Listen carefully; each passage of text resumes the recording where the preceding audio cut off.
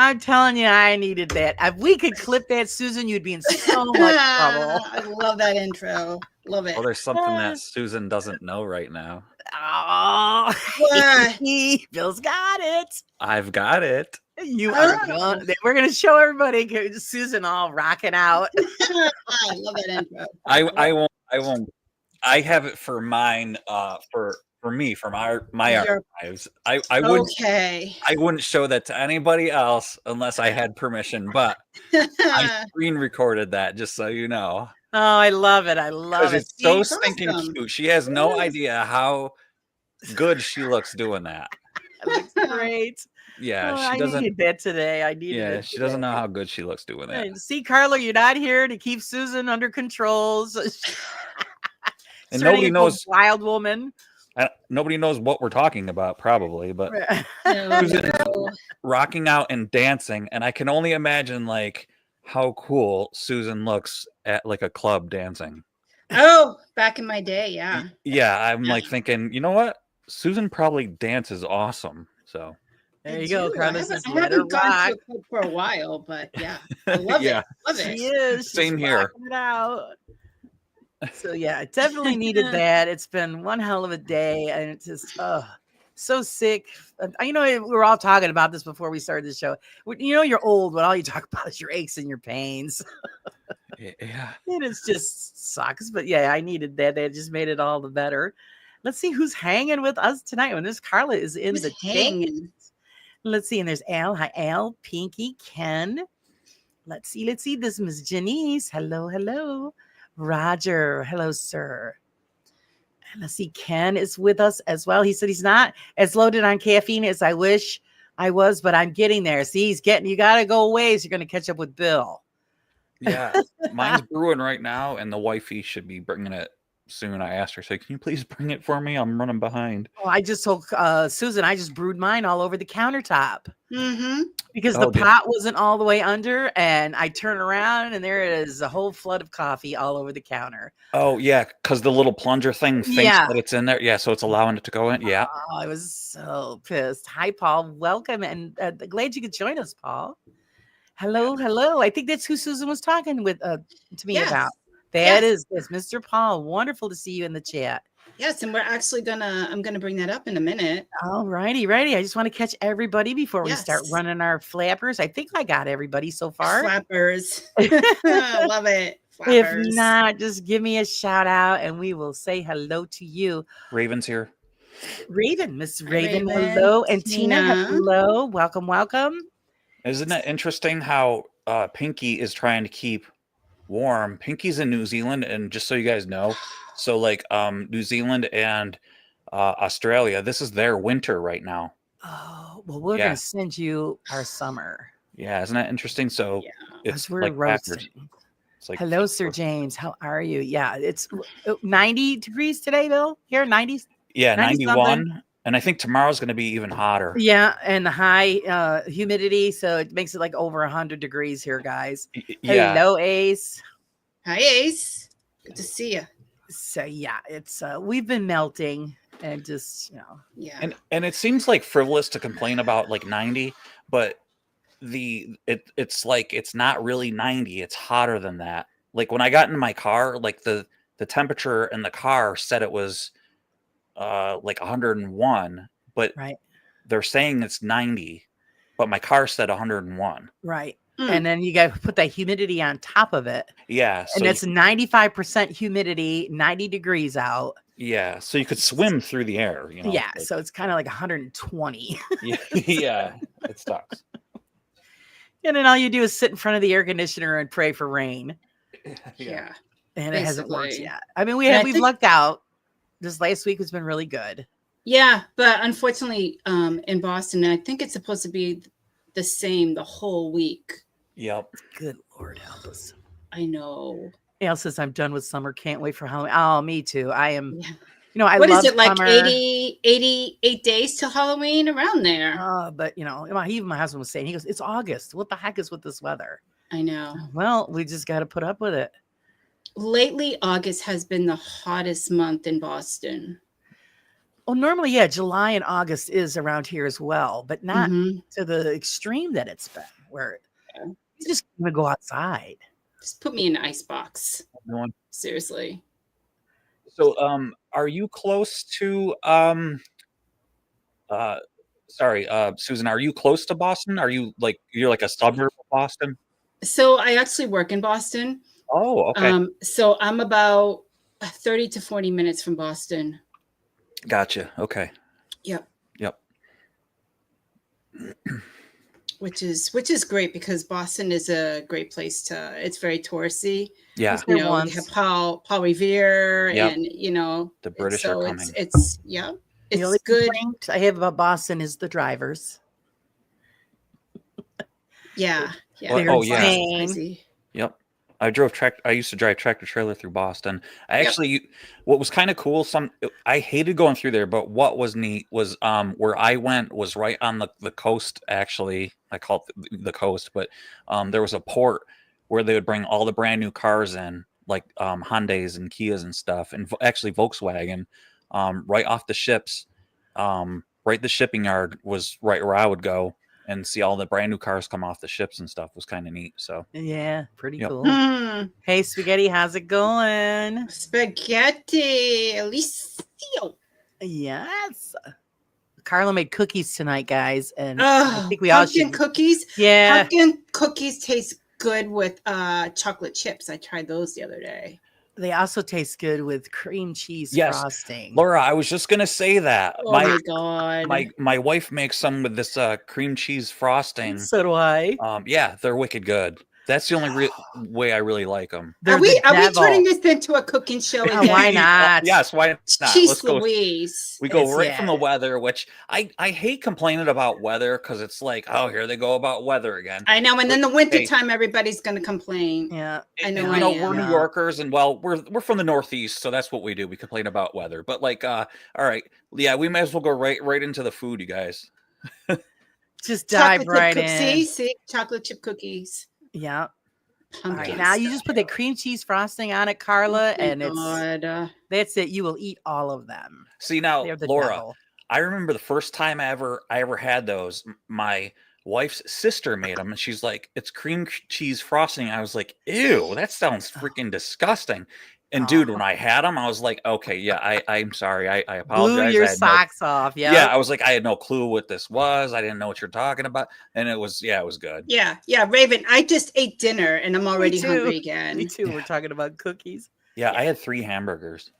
Oh my God. She said I made 3 hamburgers. Good Lord. I had 2 with a bun. Well, they're not like big. They're just like the kind of like, sorry if I offend anybody. Did you say welfare burgers? Yeah, I was going to say like the welfare hamburgers, the thin ones.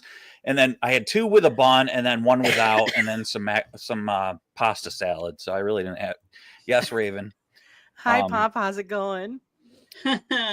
So I'm 6'4" and I weigh 225 pounds, so I kind of can put the food away. Well, they're little. If they're like you said, the welfare hamburgers. Yeah, there's nothing to them. Yeah, they're really. You put 3 of them together, it makes 1. Exactly, it makes 1.5 if you're lucky. Yeah. Oh God, I know. Well, Susan made a great dinner. She was telling me about that. Mm-hmm. Was it good? Was it yummy? It was yummy. I mean, it was basically a Stop and Shop marinade. It was like a Caesar dressing with some garlic and a couple other spices. It was pretty good. Yeah. She put it on chicken, guys. It was good. Yeah. Oh, yeah. Raven just said she could easily eat cheeseburgers. 3 cheeseburgers. Yeah, dude. I totally, when I go through like McDonald's drive-through, and that's what I order, 3 cheeseburgers. Or like when I go through like Burger King drive-through, I order like 3 cheeseburgers. Hi, Tina. How are you doing? Yeah, no, I couldn't eat 3 cheeseburgers. No. I could eat 2, but then I don't eat the French fries either. I'll have the cheeseburgers and the soda. But no, I made grilled pork chops and salt potatoes and seasoned cauliflower. Jeez. That's what we had. And with a side of cottage cheese and fresh fruit. I love cottage cheese. Salt and pepper, man. Yeah, nice. Yep. So yeah, we're full. But I could always go for a cookie. My daughter made, you know what recipe is killer? On the back of the Great Value chocolate chips, the chocolate chip recipe on the back of the bag is like that you just hand make it or whatever. Mm-hmm, right. Mm-hmm. My daughter Olivia, she's 13, and she makes they're so stinking good, man. So if anybody's like looking for a killer chocolate chip recipe, the Great Value recipe on the back of the chocolate chips is awesome. I got one to send you, Bill. You guys are gonna die when you try these. Really? Okay. I got them from a chef that my son used to work with, and they're not normal size chocolate chips. They're big chocolate chips. Oh, really? But they're soft. They're not hard and crunchy. And they're like the soft ones. Yeah. Yep, they got to be soft. And then when I first made them, I'm thinking, I'm checking, when you're supposed to measure out a scoop to put on the baking tray. Mm-hmm. This is actually 1/4 of a cup is the scoop. That's the cookie scoop for 1 cookie. Oh, so you're thinking, is this right? And I did it, and oh my! So I have everybody asking me to make those now every year. Yeah, they're just killer cookies. So yeah, I have to send it to you. So Michelle. Yeah, I don't like the only crunchy chocolate chips I like are Chips Ahoy. Yeah, I don't really care for those either. I like soft crunchy cookies. Yeah, I do too. Yeah, I do too. She says Mackey's has gone expensive here. So yeah, we don't go to McDonald's that often. Just because it's really not good for you. My buddy Elby told me that he was like, dude, I went to Wendy's and they have dollar breakfast sandwiches, and they're like McDonald's. They're not as good, but they're dollar breakfast sandwiches. They're like an egg McMuffin, and they were freaking amazing, and they were only $1.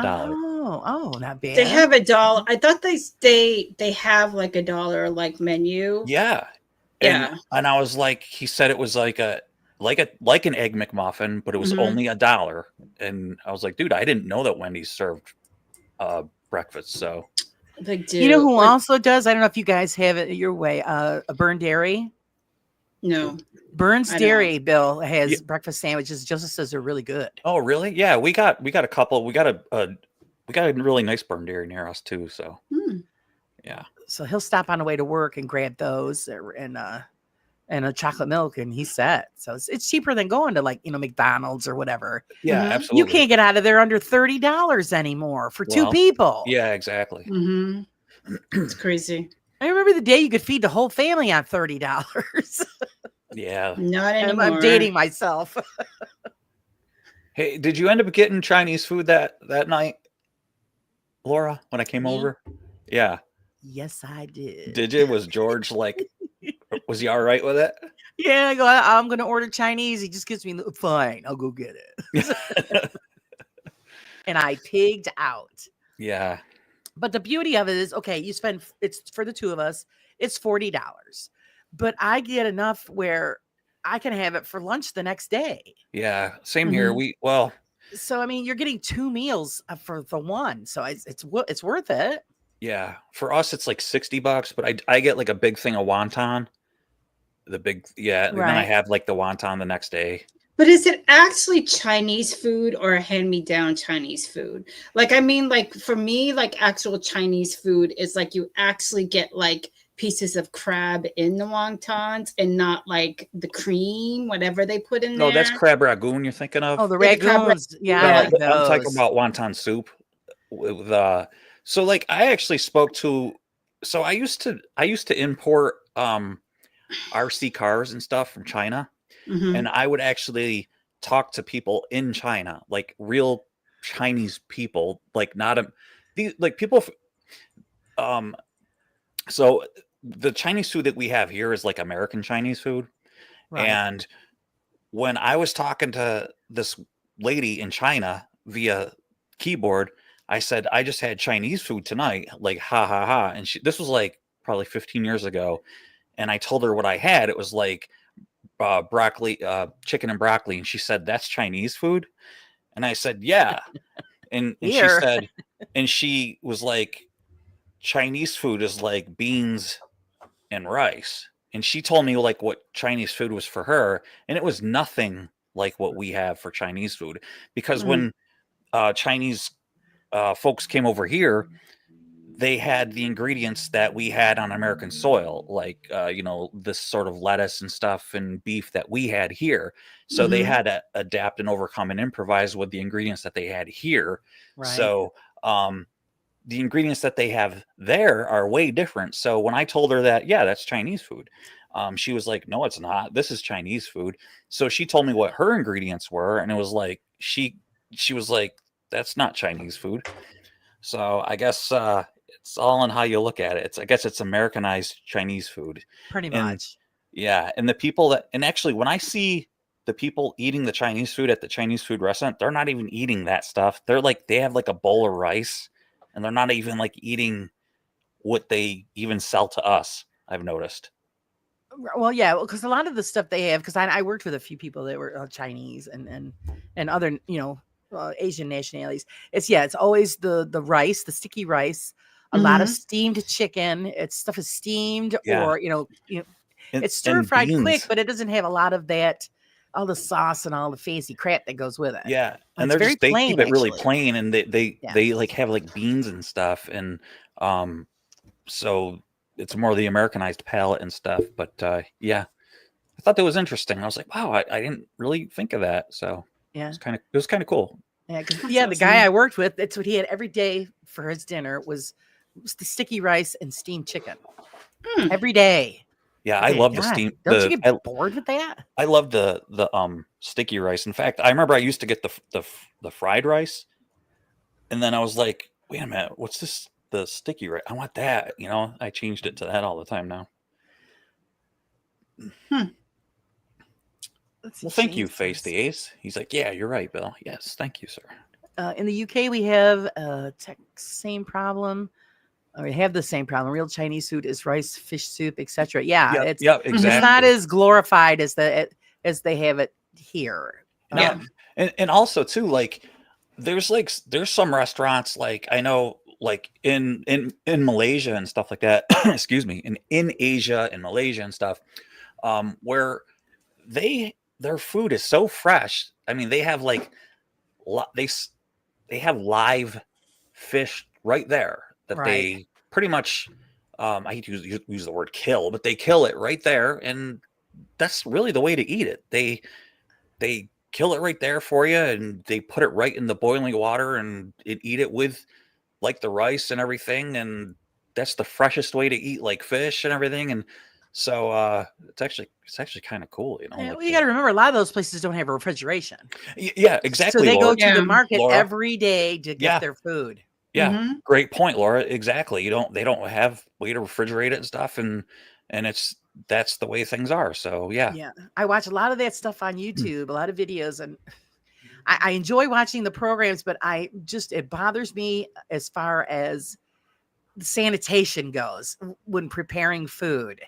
And I'll be like, oh God, it's great that it's all fresh, but I don't know. It's not as clean as we would have it, when we're preparing our foods. Yeah. A lot of cross contamination. It's all I think of when they're cooking. I'm like, oh God. Yeah. Quote unquote. See what Ken put, like freshly prepared. Exactly. Yeah. Yeah. And that's the way to go. Well, just like us here, we have huge refrigerators. And in the UK, they have these refrigerators that we call college refrigerators. Yeah. They have the little tiny, because I always look when I watch something that's done in the UK and I'm like, well, where the hell's the fridge? And it's like this little refrigerator under the counter where mine, you could fit a full body in. I mean, it's huge and I love it. But it's funny how things are so different no matter where you go. Yeah. Hey, Raven, I think nuggets. You just... Raven's like, I'm just too tired to eat. And she's like, oh my God, I want chicken nuggets. See what we did? See, Pinky says that my sister-in-law from Hong Kong, and their food is a lot more westernized. They have lots of seafood where she is from since they live near the ocean. Yeah, they have their main diet actually is fish. And the majority of the Asian population. That's so cool, though. Like, I wish... I would eat fish every day, man. I'd be screwed because I'm not a fish person. Yeah, my dad. And my husband's got the hots for Asian women. I said, well, you would be shit out of luck because they eat rice and he hates rice. Oh yeah. So you'd be starving to death. Let's see. Oh, this is what I wanted right here. Did you know that our Indian food is a lot different than in India too? Oh, is it really? I'm afraid to try Indian food because it's so spicy. I love Indian food. It looks good, but all I can think of is, man, my stomach will hate me later. Yeah. Because I hear it's really, really, and I like spicy, but theirs is like beyond spicy. So I don't know. See, because like always, everybody in the UK talking about curry. I've never had it because it's spicy. It could be mild, spicy. It comes in different. Yeah. They, when you see like an Indian menu, like it has like the little chili pepper or has a little mild sign, or so you can get it mild or spicy. So, yeah. Ken, I was going to say, he said he was munching on grapes and coffee. Dude, how did that end up later? That couldn't have came out. I do that. Yeah, but like how I do that. Like later on in the day, how did that work out? You know what I'm saying? Ken, I'm with you. I do that too. I mean, it's like I love both, but I can just the mix. Don't bother me at all. No, I suppose if you're conditioned to it. I mean, I've sat and ate a pear and had a cup of coffee. Well, yeah, that's okay, but I think the grapes, because the skin and the stuff, like I don't know. I think I've had grapes before, and I'm like, be right back. And like, I did it the other day. Actually, I had coffee and I go, I want some grapes. So I was munching on the grapes and had the coffee. Yeah, Ken says Ken, we'll see. We'll see. Yeah. That's why I think he said he had to choose between the grapes or coffee, and and you just I wonder if that's why can't. they said they called. I wonder if that's why they called it grapes of wrath. And Could be. Oh wait. Carlos says I have some awesome curry sauce called Kashmiri. Or cashmere? Is that what I'm? With tomato and nutmeg, I make with chicken over rice. Oh, that sounds good. I also want to try kimchi. Kimchi is good. You had it? Yeah. Oh, it's really good for you. It's actually like one of the most, one of the best things for like gut health. It's very good for your body. I gotta find some. Yeah. Or learn how to make it. I got cabbage in the fridge. Yeah, I was gonna say also. I bet you Shenanigans has it. I bet. Really? I bet you they do, because they have so many cool things there at Shenanigans, Laura. I'm not saying that they do, but I bet you they probably do. Well, see, we have like an Asian market up the street from us. Oh, then they'll have it there. They have any noodle or rice you could think of, because I was looking for black rice one time. That's the one thing they didn't have was the black rice. So I had to order that online. So it stinks, just so you know. Like, well, but cabbage, right? Yeah, but it's I don't know. I think it's good. It's like kind of an acquired taste, but like it's really good for you. Yeah, I'll have to find some. Yeah. Can't help but think of mash. Yeah, because they take it, they bury it in the ground. Yep, that's how it's pretty much made. Pickled cabbage, yeah. Yeah, I love cabbage, so yeah, that's I'll probably like it. Yeah, Piggy, I've done that where you brush your teeth and then have coffee, and it's like, oh, brush your teeth or have anything. Yeah. Oh, it's awful. So you really got to rinse really well, or even drink cold water after you brush your teeth. Right? Like, oh, it hurts bad. Yeah. Let's see. Not to put anyone off, but the food was made spicy to hide how rancid the meat was. Really? I believe that. Yeah, because do you remember that guy who was the Anthony guy who unfortunately passed away? He would go Anthony Bourdain. I loved him. Yes. Yeah, me too, man. What a shame. But anyways, he went all over the world, and did certain foods, but he went to somewhere, and I think it was India, and he went to this village and they got a camel, and it was like a big deal when they would get a camel, and they hung it in the market, and the more rotted it was, the better. And people would come from miles around when they heard like, oh, there's a camel, like the meat. And he was able to get some of the rotted meat. And he said that like he's in the desert at this restaurant on top of like this roof, and there's like no insects around. And he said once they brought the food out, instantly the flies came. Like he said he couldn't believe how instant the flies came for this rotted meat that he was like trying to eat. And he said he couldn't get past it. But so yeah, that's like a great point that just triggered that in my memory. Yeah. Well, it's like that other stuff that they eat. That what is the tofu that's black? I forget what they call it. I don't know. It's not rotten tofu or whatever. It's stinky tofu, or I guess it's really, really bad smelling and tasting. Because that other chef that would go around, the guy that would eat anything, I forget what his name is. That's how they got him. That was the one thing he couldn't eat. Ugh. Yeah, and also I think that Anthony guy, he did a crocodile egg. He couldn't get past that. Oh, it was just like they do raw crocodile eggs. Yeah, no, any raw egg is gross. He was like, yeah, it's like I don't know if it was aged tofu or a stinky tofu. It's one of those, but it's when they take it out of the container, the liquid is black. And the tofu is black. And I'm thinking, I wouldn't even put that in my mouth. I don't know. It must have been horrible. And he said, yeah, the smell was horrendous. And that's what I'm talking about, Pinky. Yeah, they're making food and everything's on the ground. And, their feet are dirty. And you're thinking, there's a couple guys there's like 4 guys mocking that, doing TikTok videos. Did you ever see those guys making fun of those videos? Like they remake them like super dirty. They use like snow shovels, and like they put like dirt and stuff, and like act all serious making it, and they put like background India noises, like horns beeping and stuff for the background. It's hilarious, and they try not to laugh while they're doing it. Right. Well, not for nothing. I mean, it's just they're used to it, and that's the way it is. I mean, I've seen videos where you've got the food markets, and of course, everything's on the ground, and they're making the food, and in the background, you can see the rats running in, snatching stuff out of the pans and the pots. Yeah. And they're serving that to people. You ever read the comments, and people are like, "Oh, such a talent to feed this many people with one big, cauldron or something." Like, what?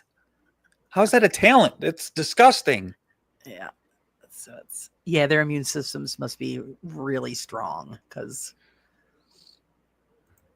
here, we're just, you got to sterilize this before you use it. And like Bill and I were just talking about that, cutting boards. What is everybody's preference? And you have to have more than one, and you have to have multiple, like plastic, wood, whatever. You have to have several different ones, for each thing that you're using it for. Oh, Ken, I went to Montreal for us. I think I told Laura about this story. Sour herring. Yeah, went to so it wasn't sour herring, but it was pickled herring. I don't know if anybody's ever had. Likes that. Oh, dude, it's gross. So I'll tell you a quick story. I'll try to make it as quick as possible, and I'll try not to hijack the show. Okay, I know I don't feel good, and I told Susan she's gonna have to pick up the slack for me not feeling well. She's gonna do all the talking right after this story. Okay, ready, Susan? All right, and we're gonna have to do it for the both of us. Yeah. All right. So okay. So I had to go to like this dental convention. So we go up to Montreal, and like they're like, all right, we're gonna go. They have like this breakfast, and it was like more like a brunch, and they bring in these bagels, and actually, you know what, I was talking to Gene, what's his name, Gene Harley, the Harley guy,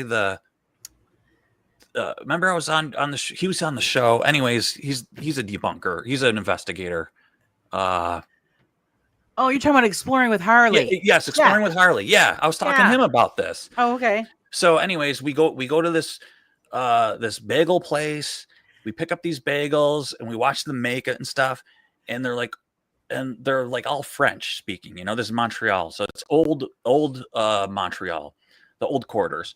And they're like, "Oh, you want the what is it? Pickled herring and what's the salmon? Oh, lox." And they're like, "Oh, you don't like lox?" I'm like, "Well, I never had them, but I'll try it." So they're like going nuts about how good this is going to be, and you're going to love it. It's going to blow you away, and you'll always love it from now on. You go to like America and tell all your American friends. And so we get there, and the lox, it looked like almost like turkey, but it's like smoked. Right. Yeah. So, and they're like eating it like a sandwich. They like put it on with cream cheese, and then they put it on, and it's like, it looked like jerky, kind of. It's like turkey jerky, kind of looking. Right. So like they're eating it, and like, "Oh, it's so good. Oh, you have, it's so good." So I'm eating it, and I go to bite into it, and you can't bite into it. It's like biting into like a giraffe tongue or something. I go to pull it, and I pull it, and like it pulls out of the bagel. Like I couldn't bite through it, and I like I spit it out. I was like, "Whoa." And they all start laughing at me, and they're like, "Oh!" And I was like, "Dude, this is gross, man." I'm like, "Where is like a place to eat, like a McDonald's or something?" Of course they're laughing. "Oh, fat American," But anyways, so then I tried that pickled herring, and it was like, it was like pink red, or it was like, and I'll try, like I said, I'll try anything once. And, oh my God, it was so gross, and they're eating it like candy. Like, my father eats it out of the jar with a fork. Yeah. They were like, well, because everybody was this was like a community thing, so I'm sure they would have if they could have, but they're putting on plates, and they're like, "Oh, like why doesn't he like it?" But they're like, "Oh, it's so good. Why don't you like it?" And they set it up on like this countertop as if it were a shrine. Like, they're gonna love this crap. Yeah. And they had like 6 jars of the pickled herring, as if we're all gonna like finish it. I mean, there was only like 8 of us there, and they just had it all set up like and there was so much of this garbage that like it was just so gross. I know all I knew is that I was hungry. And I'm not that hungry. Yeah, I just had a bagel. That's all I had was a bagel with cream cheese on it. Oh my God. And it was okay. It was all right, but yeah. Yeah, see, it was like a Polish like Christmas tradition where you get pickled herring. And we used to go to the Polish store and they used to have it in big barrels. And my grandmother would get it, and my grandmother would, I don't touch that stuff. So now, they have it in jars. So, I always treat my father because it's really expensive. And I say, here's your nasty fish. Oh yeah. And he loves it. I remember when I was a kid, we'd the other side of my family, we live in Buffalo. So we'd go to Buffalo all the time and we'd spend Christmas in Buffalo and we'd get smoked whitefish. And that was like cold. And it came in like the butcher would put it in like white paper. And it was like in the 70s and the 80s. And I remember like for like this was like New Year's Eve and stuff, having like a big party, and it was in the middle of the table, and it was like on the white paper was opened up, and everyone would just pick at it. And I remember how stinking good that was. That was like freaking good. Right. As a little kid, I remember getting yelled at like for eating too much of it, like leave some more for everybody else, like because that was wicked good. And like to this day, like I don't know where to ever find any of that stuff. Like, but like that pickled herring was nasty. Yeah, it's an acquired taste, apparently. Hello, Sir Wayne. How are you? So yeah, it's not for me. And then there's that other stuff that I don't know, guys, to correct me. Is it Sweden or maybe Norway? I don't know. What lutefisk? Have you ever heard of that? No. It's this fish that they ferment and like actually poison. Honestly. You talk about like the shark that they hang up for like 3 years? No. They put this in vats of like formaldehyde stuff. Oh, I bet Raven knows about it. And salt or whatever. And it has to sit for a long time. And then you have to rinse it and continue. By the time it's done, I mean, it looks beautiful, but it's like a jellied fish. This chemical reaction with it it breaks it down and it's like jellified. And I hear it's disgusting, but they love it. You know what? I think wasn't Raven in the comments saying something about this before? I think I remember this. I think she knows. I remember seeing it on television. I'm thinking, oh, that just doesn't even look good to me. Yeah, I bet you she's gonna. Let's see. Yeah, Raven, if you know what she's talking about, I think I remember something about. But I remember that's the name of it, lutefisk, and it's like a big, huge deal. Lutefisk. Lutefisk. Yep, that's what she's. Yep. Yeah. Yuck. That sounds. That's pass on that one too. Sorry. Well, also I remember it was in Italy. There was it's some tradition where they let this cheese get infested with maggots. Ew. And yeah, like you eat that too, and like it has like live maggots in it. Oh, that's just crossing the line. Yeah. I'm glad you hear it, Wayne. I haven't had the tea yet. I'm going to, though. I haven't had it yet. It's just been too hot. When we start getting some cooler weather, then I'll break out the tea kettle. Did you get it? Yes, I did. Yeah. Oh, that's good. It smells really good. And I just, I'm waiting for it to cool down. And like I said, I'll break out the tea kettle and start a brew and see how it is. So, Susan, what's the grossest thing you've had ever to eat? I was just going to ask you both. Are you done? Like mentioning nasty food. Are you done? Are you done? You're going to be drinking poopy coffee. Bill, are you finished hogging the show? Are you like? I never heard of any of these things, but I would be daring to try them. I would. You know me. I would. But I actually ate the most daring food I ever had was live mealworms. Oh, okay. Like on a dare? Obviously, must have been. Yes. Or you were stranded somewhere. Yeah, she was stranded on an island and really hungry. I was stranded on the island. But, yeah. But yeah. You were stranded on Martha's Vineyard. Mm-hmm. Martha's Vineyard. Nantucket. It was such a hardship. But okay. Yeah. But I'm willing to try everything, honestly, because, I don't know. Just damn. Well, that's what I used to tell my son. You don't know if you're going to like it or not. Mm-hmm. Try it. If you don't, spit it out. But it's true. seeing the food, I mean, it has to be pleasing to the eye as well as the palate. And there's just some things I won't let cross my lips. I'm sorry. What about Limburger? Have you ever had that, Laura? No, because I can't stand the smell, but I heard it's delicious. Yeah. You remember Joe Theory? Yes. He used to come into the lab eating Limburger cheese sandwiches. Ew. And he would do it on purpose. He would walk in there, like, on purpose with like a Limburger cheese sandwich, like irritating everybody. I used to give it to when we're going through the store shopping, and I would have the kids with me, and I would go, "Hey, smell this." Oh yeah. And then they go running away screaming, "Oh, that's awful. What is that?" I never had it. I would try it though. George had it. He says once you get past the smell, he goes, "It's fantastic." Yeah.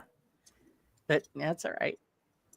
No, thank you. Hello, Octoman. Welcome. Hey, ABZ, how's it going? Evening all. I thought I was fuzzy, but live mealworms is an absolute no for me. So you beat her out.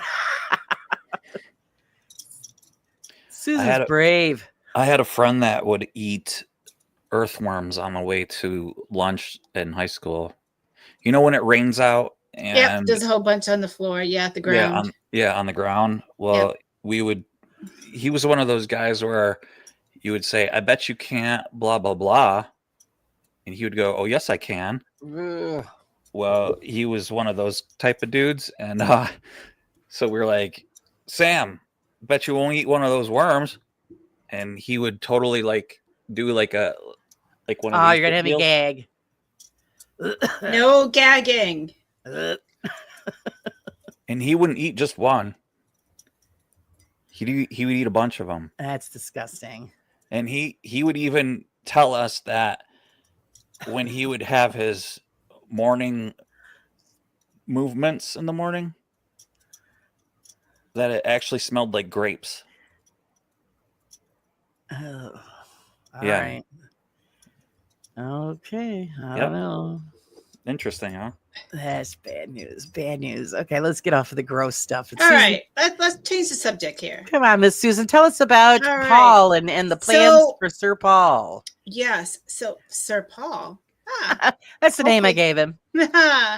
So Roger is in the chat. So and I seen him actually live. So Paul has a podcast, a channel called Past Life Regression, and he actually had an episode, live session today with Don't Scare Claire, and it was pretty interesting. It was very interesting. She went all the way back to her past life.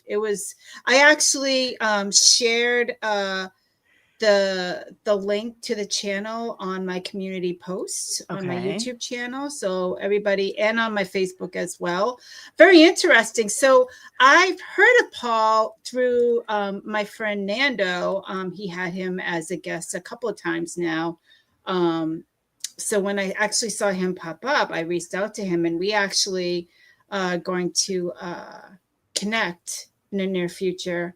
But it's pretty interesting. What do you guys feel about past regression? Would you do it?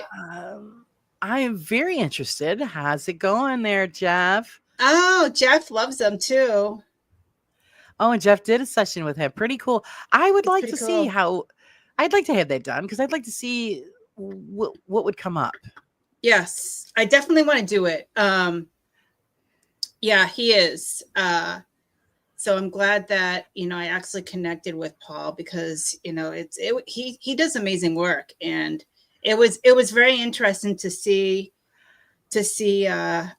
Claire actually go through this. Very interesting. Yeah, I think it's a watch that. Yeah, but Carlos says I'm very skeptical on that subject.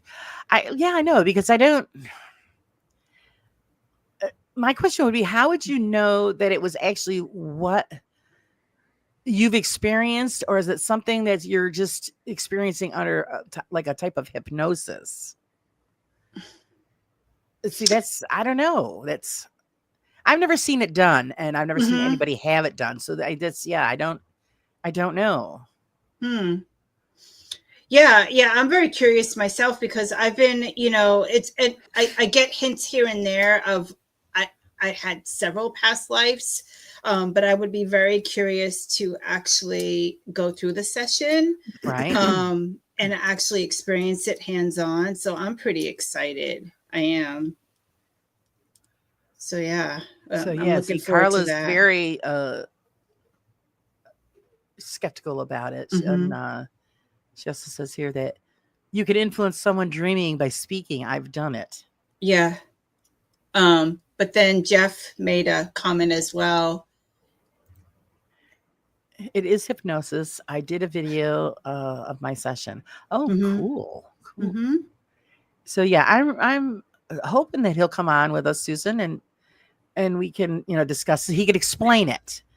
Yeah, well, I haven't asked Paul yet if he would be a guest on my show, but I'm hoping. Oh, guess what, Paul? We just asked you. I'm hoping. Because I find that interesting, because you hear people have that done a lot, and they find out some pretty interesting things. Like I said, I've never seen it, seen the process. I've never seen it done. So it's, I'd be curious to see what and the thing is, you have to really, because it's, for me, I'm very, standoffish when it comes to like psychics, mediums. You have to, it's hard to find legit people out there. Sorry to say. Well, yeah, I mean, we've learned that along the road with all, these so-called psychics and mediums, and it's insane, but it's because and that's what you hear most about is, all those people doing the cold reading. So that's how they pick up on people's information. And so that makes you feel, a little standoffish when somebody's going to tell you, well, this is what happened in your past life. And you're thinking, well, I don't know. But I mean, I'm not saying it's not real, but it's, I would like to see how it's done. Yes, definitely. So yeah, that's what I did today. I tuned into their session, and then did like little things around the house and stuff. So and just getting all geared up for my poop coffee next Saturday, celebrating 2 years for the channel. 2 years for Susan. I know. Everybody stay tuned next Saturday at 3 p.m. We're going to celebrate 2 years, and I am going to drink poop kivit coffee, which Nate, that was our previous guest, said it was the best coffee ever. I think Nate's crazy. Oh, man. You know what? It probably is. Who knows? But just the thought of the process, and then I'm going to be drinking that, I just can't get over that. So, we're just going to, we'll let Susan experiment. I can't wait. I think it was actually delivered today. So I just have to grind it and get it all ready. Can't wait. Now, we're going to find out on the show. You're going to tell us what it smells like when you're grinding it. If there's any kind of weird fragrance, and even like when you're brewing it and all of that. Yeah. Well, I'm going to show you the package. And then I'm going to have it in my little coffee cup, and I'm going to take the first sip. There we go. But what Nate said, Nathaniel said that, you don't have to add any sweetener to it, but I'm wondering if I need to still add cream, because I normally take cream in my coffee. I'm curious about that. I don't know. But Bill, it's going to be fun times. Coffee? Come on, Bill, chime in. Would you drink that coffee or no? I'm sorry, what? Would you drink that coffee? The one that Susan's going to be drinking? Mm-hmm. Yeah, I would. Totally. What didn't even know what I think he's zoned out on us. It's kavik coffee. And what ate it and digested it? Some kind of creature. Some type of a cat. A cat? Yes. Oh, that's weird. Like a big cat or a little cat? I mean, not that it makes a difference. I'm just like a house if you cat. Google Kivit, Civet coffee, it'll give you the definition. It's like a Mongolian cat or something like that. Okay. Mm-hmm. But that's why. I mean, it's expensive. It's like a big bag is like $40, and then if you want to get like a bigger bag, it's like anywhere from like $100 to $300. It's really expensive. Yeah. But I still want to know why. Why do they do that? Well, I mean, I don't want to offend anybody, but I Mm-hmm. could call my buddy who eats the worms, and I can have him digest some coffee. Ken says for the flavor. Yeah, that's a flavor I don't want. For the flavor, Laura. Yeah. I don't. It's for flavor. Okay. Yeah. I'll describe it to everybody as I'm drinking it, what it tastes like. Yeah. Right. Yeah, you're gonna have to let us know if it tastes like ass. It's gonna be awesome. And maybe we'll do some like truth or dare or something. I don't know. Well, I don't know. We'll figure something out. We could be surprised. It could be the best coffee you've ever had, but maybe. Yeah. I don't know. Yeah, Michael. This coffee is. I've heard it's really good, even though it sounds really gross where it came from. But yeah, it's really, really expensive. See, that's what I want to know, Ken. But according to our last guest, he said it was the best coffee he's ever had. And so Ken does not agree. Well, so Ken, you've had it? Like shit. I don't know. Oh, we'll find out. Part 2. Even poop coffee, exactly. Drinking poop coffee. You know, you're taking it in the little sense that this coffee tastes like shit. So it's oh God. Yeah.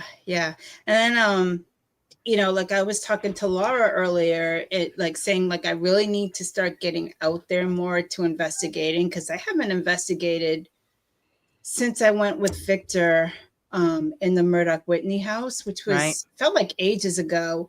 So I really need to like connect with nature again and get out there. So I'm going to spend some time doing that. Yeah. Oh yeah. Well, everybody needs to get a chance to get out. This season has been bad. Yeah, it has been. Nobody's really done much because of the weather. And of course, summertime. Usually, everybody's doing their family stuff in summertime. But exactly, like I just feel like I haven't done anything in the summer. Oh, me neither. I feel like I've just been working or doing something else. But and then it was funny the other day. We went out and went for a ride. Went and got coffee. And doesn't my husband end up pulling into a cemetery? I said, well, now that time I don't bring my case with me with all my stuff. You decide to pull in here and stop. And did they, speaking of cemeteries, did you see on the news that there's one particular cemetery that had all the gravestones crushed and smashed? Oh, no. I forgot where it was, but I saw it on the news. There was one particular veteran gravestone place, a graveyard, and it had more than 50 that were destroyed. That's a shame. Yeah. I don't know why people do that stuff. Or it's kids. Yeah. They think it's funny. They don't realize the expense and the trouble they're causing. And yeah, they think it's funny. It's terrible. And everybody's talking about dreams. This is talking about dangerous. I don't remember his name. Well, I remember somebody saying something about dreaming when losing their teeth. If you're in a dental field, that was a common dream for all of us. Oh, really? Oh, yeah. When I first started working in the dental field, everybody says, "Oh, you're going to be dreaming about teeth." I'm like, "Oh, yeah. Well, yeah, I had a dream that teeth were chasing me down the street." It's fascinating, because I constantly have dreams, and then I have to look them up what actually the dream represents. Hi, Mariah. And it's totally the opposite from what I think it is. It's incredible, what you interpret your dream to be and what it actually means. Even to this day, because I know Bill's had this too. The dreams where your teeth are all falling out of your head, and you can't stop it, and it's it's just weird. I don't know I constantly, up until a few weeks ago, I constantly had a dream of Godzilla chasing me. Oh, geez. And I would be he would find me no matter where I hid. I would hid underneath a stone. I mean, he would find me, and then right when he finds me, I would wake up. That's strange. Yeah. And do you know what that means? I have no idea. So it actually means that I have to get past something that's been that it was previously I experienced, and I have to move forward. and just move straight forward and don't have any fear. Okay, so that's what the Godzilla represents, is your fear? Yep. Oh, okay. Yep. Okay. I had a crazy lucid Godzilla dream a few months ago. Oh boy. I can honestly say I never dreamt of Godzilla. I used to dream all the time that I could fly. Oh, I have all those dreams constantly. I was being chased by somebody on the way home. From somebody's house, and it was dark out, and it was always a large figure of a man, kind of like the size of like Frankenstein. Yeah. And just before he would try to get up to grab me, I would be able to run and jump and then fly up, above the trees. And I used to have that. Yeah, I used to have that dream all the time. I would always have dreams of like moving things and like, just magic dreams all the time. Or the dreams where, you think you're falling and then you finally slap your arm down on the bed when you land. I used to hate that. You'd wake up like, what the hell? Ken says, I thought I was the only one who had teeth dreams. No, anybody that works in the dental field has teeth dreams. We've all had the teeth nightmares. Because I'm thinking, when I first started long term, God, I think it was like 16 years old when I started. I'm thinking, oh, come on. These people are full of shit. No, about a week or so into it. Yeah. Giant molars chasing me down the street. So, yeah, definitely, it's an odd dream. And then to this day, I still have every now and then dreams of my teeth falling out. And I wake up and I'm like grabbing my face like, oh, God. And nope, they're still there. So. It's so weird. Like if I have a dream that really like is a wow dream, I typically write it down just so I would remember it. Right. And a lot of like prediction dreams, things like that, I would write it down as well. And then later on when it happens, I'm like, oh my God, I dreamed that. Yeah, see, I had those all the time too, the prediction dreams. So it's always have. And thank God there haven't been any of them that have been bad, because then you don't want them to come true. Well, I have had a couple that actually came true that was bad. It's scary when that stuff happens. Yeah, it is scary. Absolutely scary. Yeah, you're right, Raven. It is a common dream that people, either their teeth are falling out or they're losing their hair. Mm-hmm. That a lot of people have that problem as well. Yeah, I see that. Mariah, is that going to be your new channel name? Mariah's Occult Kitchen. She's going to make tofu. She's going to show us how to cook it. Ooh, that's awesome. I'm kidding. I don't know if this is what she's going to show or not, but she's going to be doing some recipes. But it was just an idea, because I still haven't found it anywhere, and so I don't know how to make it. I'll try it, but I don't know how to do it. I have to look up her channel. Is it a different channel? Yeah, I think it's different from her original, The Occult Life. Okay. This is going to be an extension. So that's apparently everybody talked her into it, because she was hemming and hawing the other day. I would love to do that, like a cooking show with, you guys or somebody, but you've got to have somebody that's going to film it. I don't have all of that stuff to set up different camera angles, because you want to see people see the food that you're cooking, but then they also want to see you while you're explaining it. So you got to have a camera guy.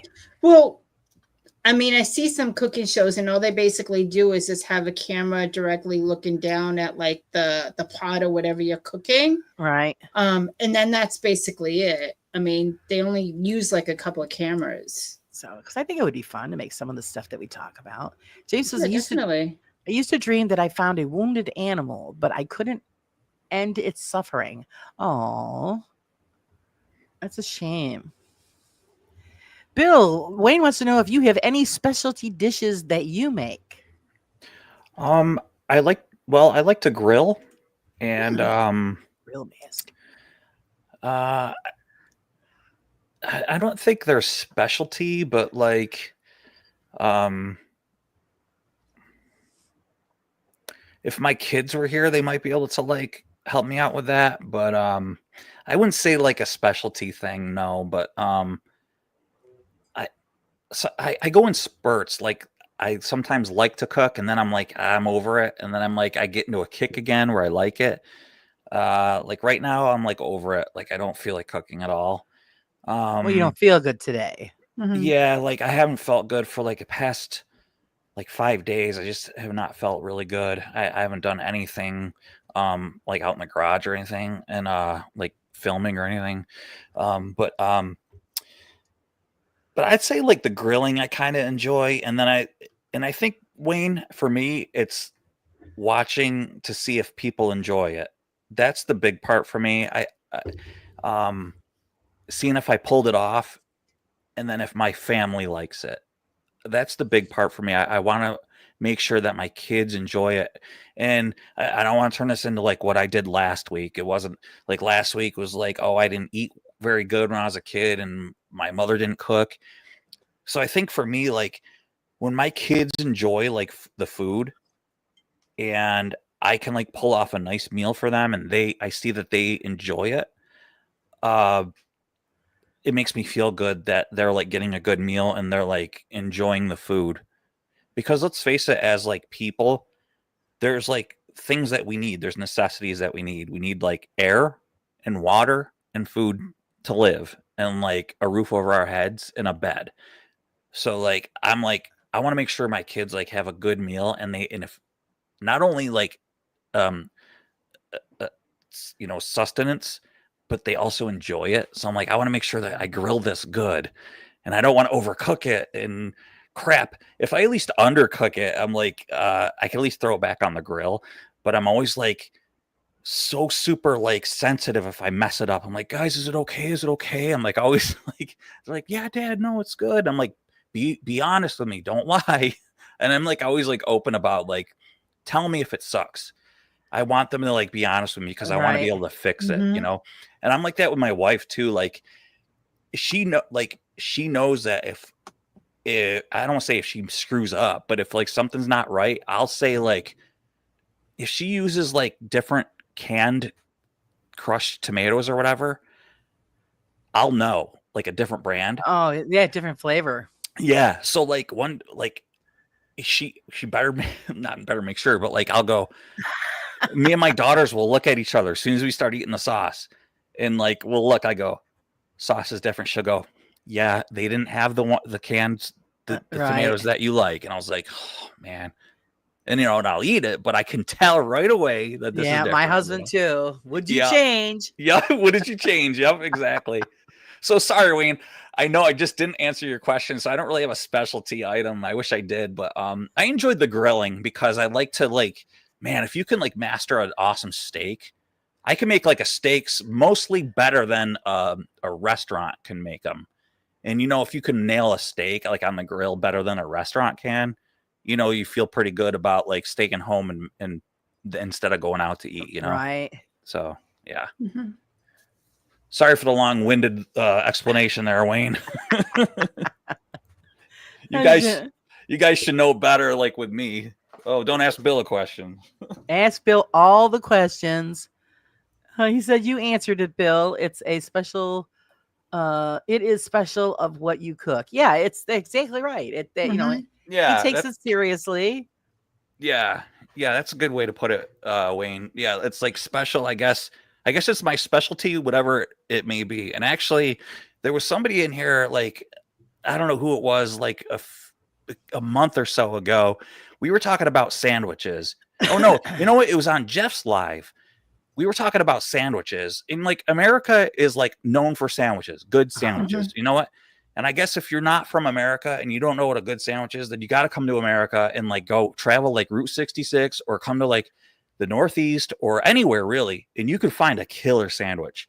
You don't really know what an awesome sandwich is, I guess, till you come to America because there's killer sandwiches. Well, like I make like a killer fried bologna sandwich, and like my kids are like, "Dad, will you make me a fried bologna sandwich?"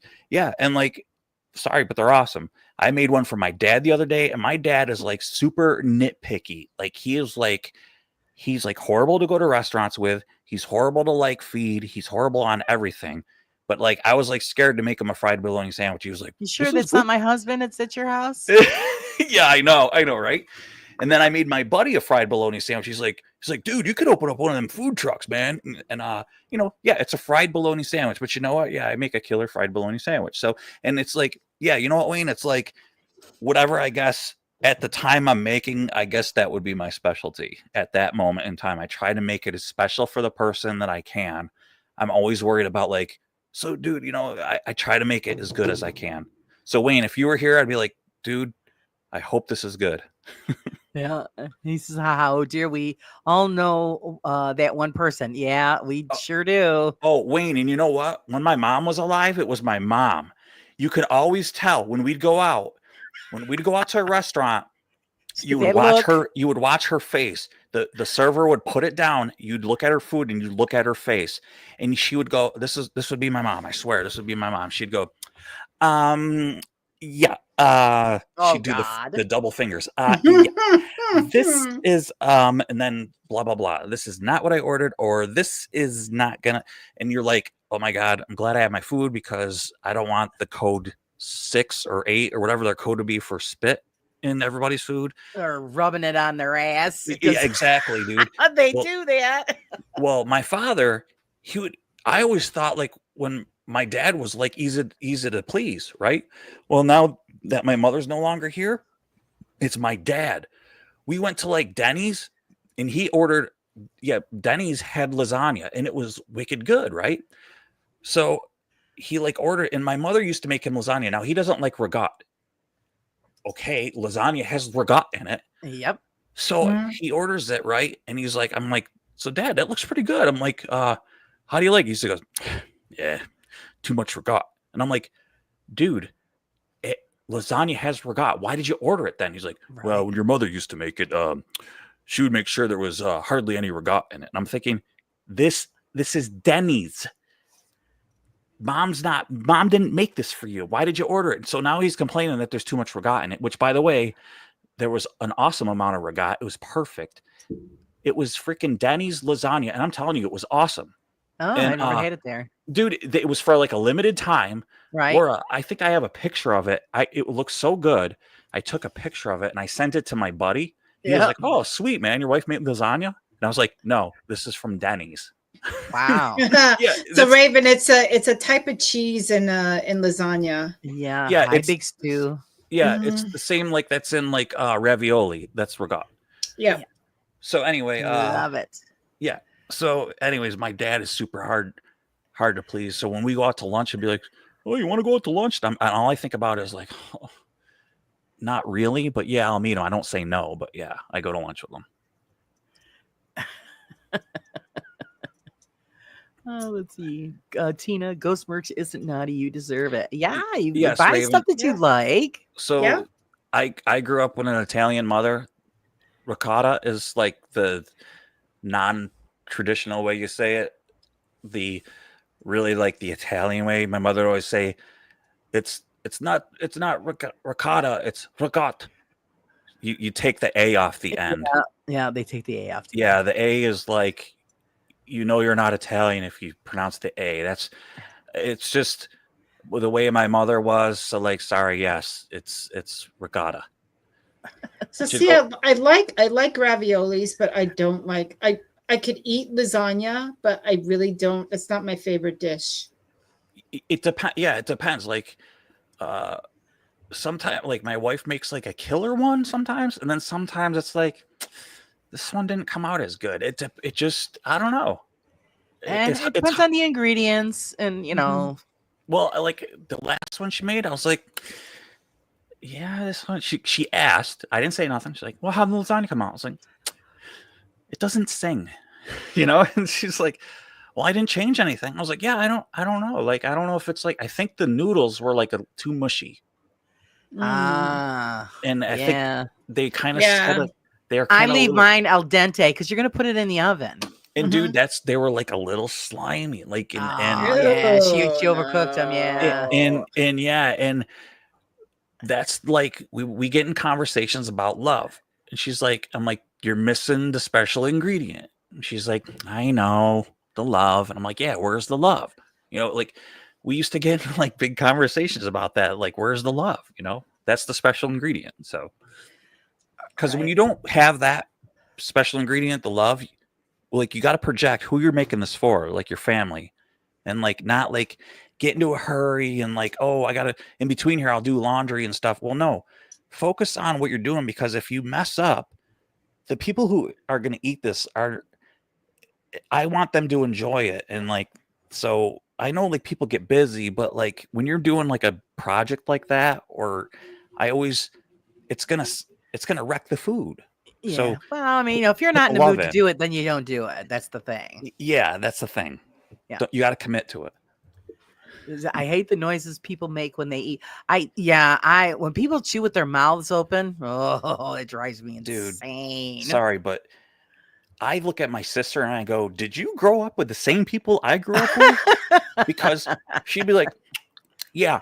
I can't stand that. And I'm like, my mother took etiquette classes. Like, right. Literal etiquette classes. She grew up and we grew up that way. You do not put your elbows on the table when you sit up straight and stuff. Like we grew up that way. And I to this day, that's what I teach my children. You don't talk with your mouth full. And when you're ready to speak, it's just nice. You don't I'm not. It's just a nice thing to teach your children. And my sister's like, yeah. And then it was Dad. He's all like, and I'm like, yeah, It's disgusting. It is disgusting. Oh my God. Yeah. Smack, smack, smack. Yeah. That drives me nuts. Yeah. My husband will do that sometimes. I was like, excuse me, but I don't want to see what you're eating. I'm sorry, but I have to knock give it you a off. visual, sorry. It's gross. Yeah. Oh my God. Elbows on the table. Yeah. That was a no-no. Yep. Yeah, we didn't do that either. Mm-hmm. Yeah. Or wearing a hat at the table. Yeah, we don't do that here. It like one thing, I'll come home and sometimes I'll set my hat on the table and I'm like, oh, it even bugs me. I'm like, don't set my hat on the table. What am I doing? I don't set my hat on the table. I hang it up. I'll do it for a second and I'm like, and it's like a and I'm like, stop doing hurry up, take your shoes off, then go hang your hat up, but don't leave it there. Pants at the table? Hi, Michael. James said pants at the table. Oh, I think he's meaning don't sit at the table, probably in your underwear, maybe, or something. Oh, maybe, that was never an issue, but Mike. Shorts. I wear shorts, but yeah, really? The hat thing doesn't bother me as long as it's not during dinner time.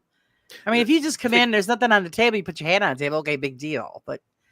I mean, it's different if you're sitting there eating dinner and then you put it on the table. Yeah, you don't want that. Yeah, I don't like hair and stuff. So yeah,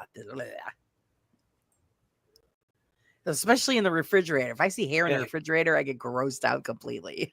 Hey, Mike.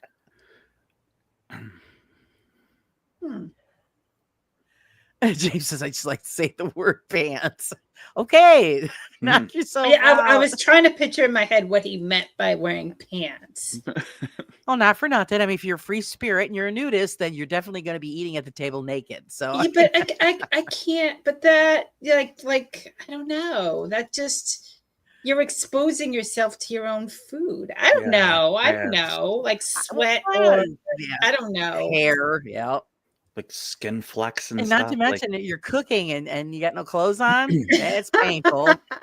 Yeah. So yeah, but I don't know. To each their own, I guess. Everybody has their own set of rules. Yeah. Oh yeah, Raven goes, what if you spill hot food on your naked body? Ouch. Piercing. I would say that's normally not an issue. When's the last time you spilled hot food on yourself? But I suppose if the one time you're you know what, I'm just gonna eat with nothing on, you would spill something on yourself. Yeah, that's a given. Yeah. I mean, you think about you're making breakfast, you're frying bacon. When it splatters on your hand, you're like, oh my God, can you imagine if you're naked and you're doing that? I kind of like what Ken just said. Yikes. You see what he said? It's offending the food. Yeah, I like what he said. I agree with that. Yeah, it's yeah. Piggy, imagine eating a hot pie naked and you drop the pie on little fellas. Ouch. So Mike, so did mine. My parents had lots of rules too. And it's funny because then my sister had kids, my nieces and nephews, and all those rules went out the door. And I was like, what happened to like us? They're like, ah. And my mother was like, let the grandkids get away with everything, you know? I agree with you on that, Wayne. You know, you go to a restaurant because you want to have a nice, quiet dinner, you know, going out, and it never happens that way. I remember one time my husband and I went somewhere, I think it was Outback Steakhouse, and it was our anniversary, and I told the girl purposely, it's our anniversary, we'd like a quiet little corner. Oh, not a problem. So she gave us a quiet little corner. Next thing you know, she sits a family behind us with 6 kids. All they did was jump up and down on the seats, kick the seats, the screaming and the yelling, and my husband and I just got up and walked out. I love when the kids turn around and like on the booth and they like come over and on your side. Yeah, and, like, they were doing that. Yep. Yeah, and the parents don't say anything. Yeah. These parents didn't do anything, and my husband and I were like, "You got to be kidding me!" Yeah, Kent is actually funny. Yep. Frying bacon and nude got to at least wear a welder's apron. Yeah. Ay, that must kill. Oh my God. Wow. I don't know. It's just, so that's one of the things that turned me off. I mean, we used to go to Friendly's all the time. I don't know if you guys know what Friendly's is. Mm-hmm. And it got to be that every time we'd go in there, it would be packed full of families and little ones, and the kids are running around the restaurant and they're screaming, and baby's screaming, and I'm done. You don't still have one of those near you, Laura? Yes, we do. Yeah, right there on Burstone Road. Yeah, you're kidding. That one's still open. That's still open, and we still don't go there. Oh. I still have a couple around here too. We'll go for ice cream once in a while. Yeah, I want a Reese's Pieces sell off one of sundae. Our young, but I would love to get a Reese's Pieces sundae. Yeah, but we don't go inside and eat because it's always the same. It's just filled with screaming kids, and nobody controls their kids. No. At Friendly's, when I did go to actually have food inside Friendly's, I feel like the food has gone downhill as well. Oh yeah. So yeah, and that's another thing. My husband used to they were called Funyuns. You guys remember those? Yeah. Mm-hmm. Well, they took those off the menu, and that was it for him. They replaced it with regular onion rings, and no, he didn't like those. Oh, Tina said all the Friendly restaurants have closed around there. Yeah, we have one left. It's not too far from my house, and yeah, we'll go for ice cream very, very rarely. But and we pick it up. We call it in, go pick it up, and we bring it home because they just don't they don't control the people. I mean, when I used to take my son to a restaurant, he never got up and went screaming through the aisles and bothering other people. He was taught to sit and behave himself. You know, even with table manners, like you said, I always tell my kid, and of course you guys are probably gonna laugh. You know, if you have gas, you don't sit at the table and release gas at the table while you're eating. You excuse yourself, you go into the restroom. You know, and my son was taught that, where, you know, you've got other people that's, you know, they'll just sit there and let it loose and not think nothing of it. And I just think that's vile. You're eating and somebody shits themselves. All Friendly restaurants have closed around here. Yeah, so it's just we have. You know what I used to love? I used to love going clubbing, and then at like 2 a.m. going to an IHOP. Oh yeah. Do you still have IHOPs? No, I miss IHOP. We used to love it. Used to get like the big ward of like. Or actually, no, I'm sorry. We do have an IHOP. My bad. I was thinking of something else. It was called. We used to call it Hojo's. It was Howard Johnson's. That's where we all used to go after the bar because they were open for early breakfast. We do have an IHOP. We went there once, and I won't go there again because we paid over $40 for bacon and eggs and toast. And I'm thinking, are you kidding me? I could have went to the grocery store and paid less and had some to make for the next day. I think they're overpriced here anyway. Yeah, definitely. But yeah, you gotta just let's see. I think what you teach at home goes very far. I've got 3 brilliant adult children. Yes, it does go very far. Because like you say, you remember, you're taught how to behave when you're out in public, and that's lost nowadays. Oh, Sage Rap said, I live in a desert. There are no restaurants nearby. Oh, Where do you live, no. Sage? Huh. Arizona? It's hot in Arizona right now. Yeah. My aunt posted on Facebook, it was 112. I think, oh, no way. My God. She goes, well, I love it. I go, you're crazy. Yeah, I know several. Oh, Oregon. Okay.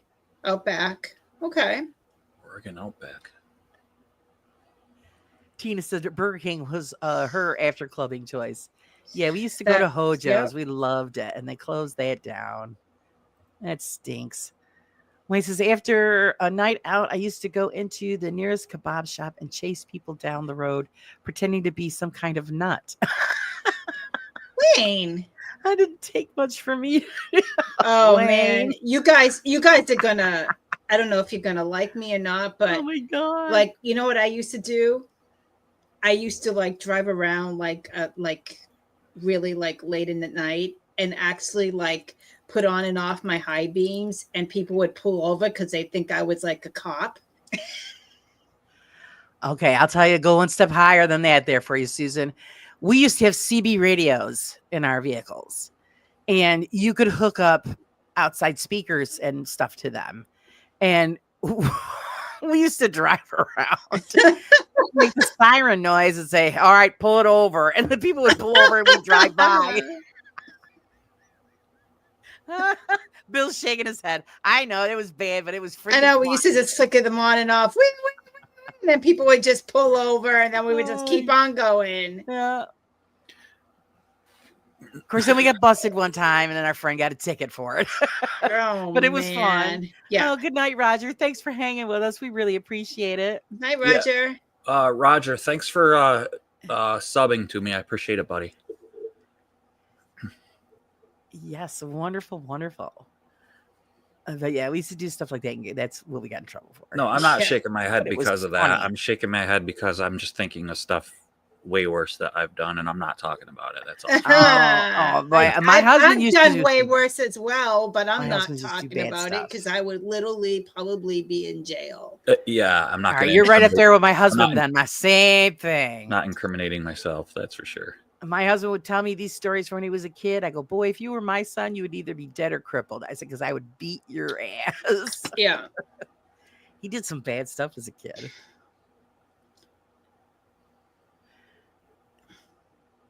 She goes, Sage, I didn't get my alert. Oh, for the lives? For the live. Yeah, I have that problem every now and then with certain channels. Too. Yeah.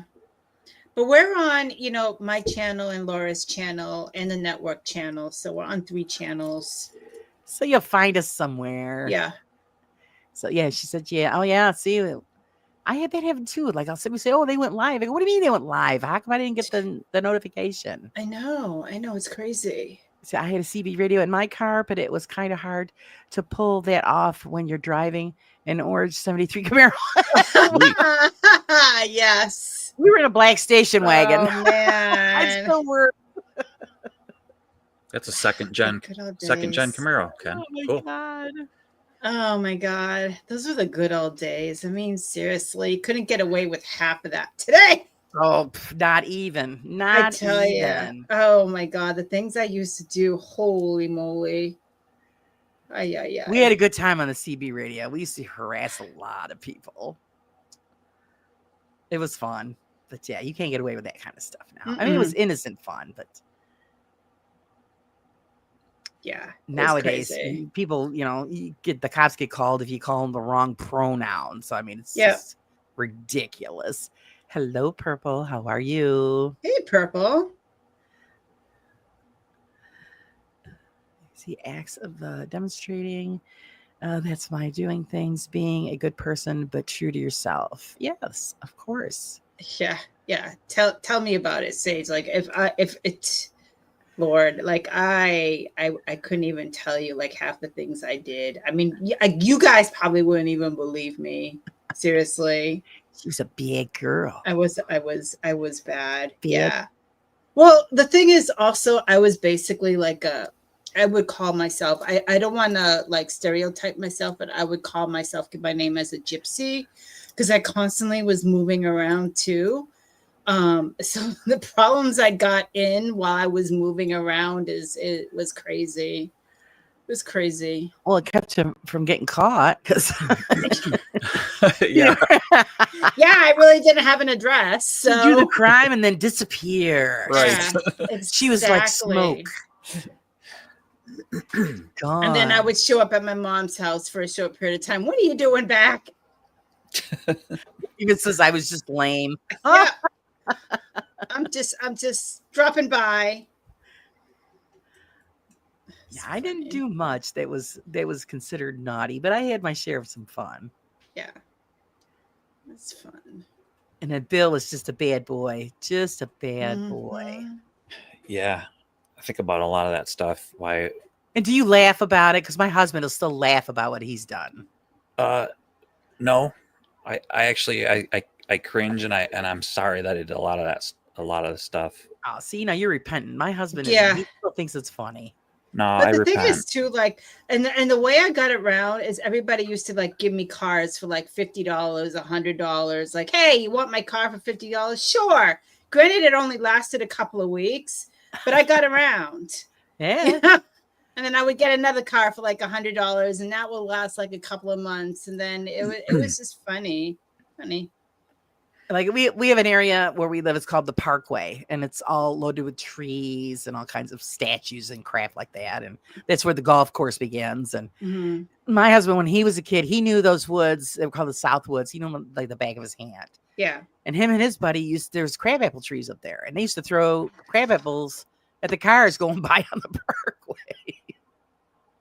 I said, real nice. And of course, nobody could see them because they were in the trees. And all of a sudden, you hear thump, because the apples hit your car. I mean, that's the kind of stuff that he used to do. Very fresh. Yeah. We used to Carla, hide on if you even knew half of the things. Carla was like, go, Susan. Yeah. Let it all out, Susan. I tell you. Oh, man. I used to love birthday parties. I used to get birthday parties all the time. Love birthday parties.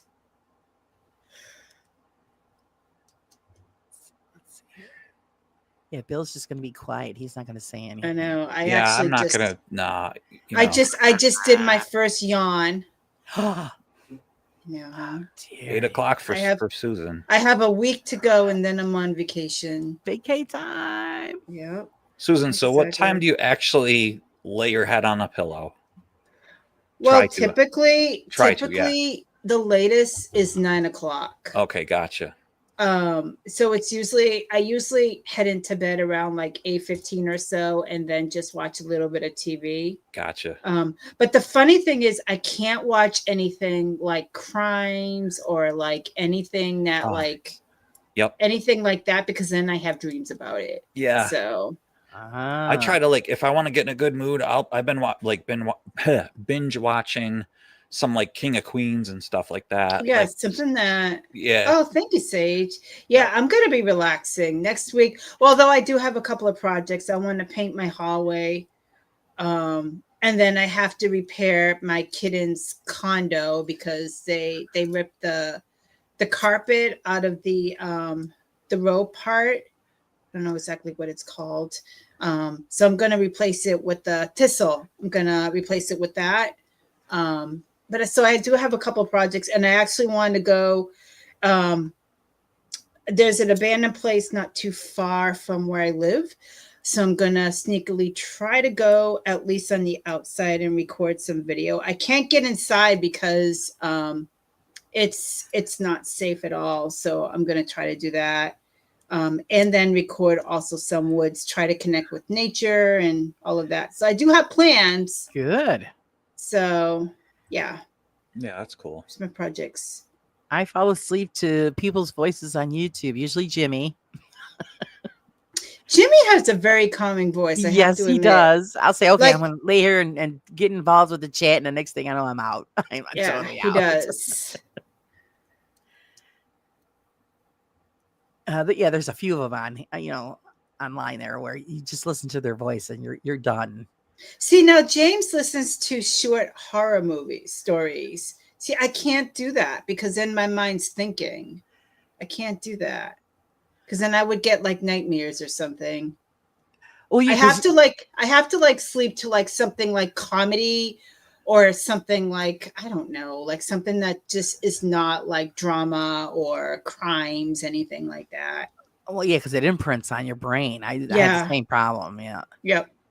I'll watch Whose Line Is It Anyway? I'll watch those reruns. Mm-hmm. And I was something happy and funny that makes She says, "Oh my God, I've been watching horror podcasts lately, and I can't not have noise in my life." Oh, I missed that. She had bloopers last night, and then I was laughing when I went to bed. Yeah, it just makes you sleep, I think, better. Mm-hmm. I'll have to catch up. There's a few of them I have to catch up on. Yeah, Purple. I've been same with me. Like, well, I don't fall asleep to it, but like, I can't get away from his stuff, man. Like, the only thing I don't get, he's got to stop with the dumb like button jokes in the beginning.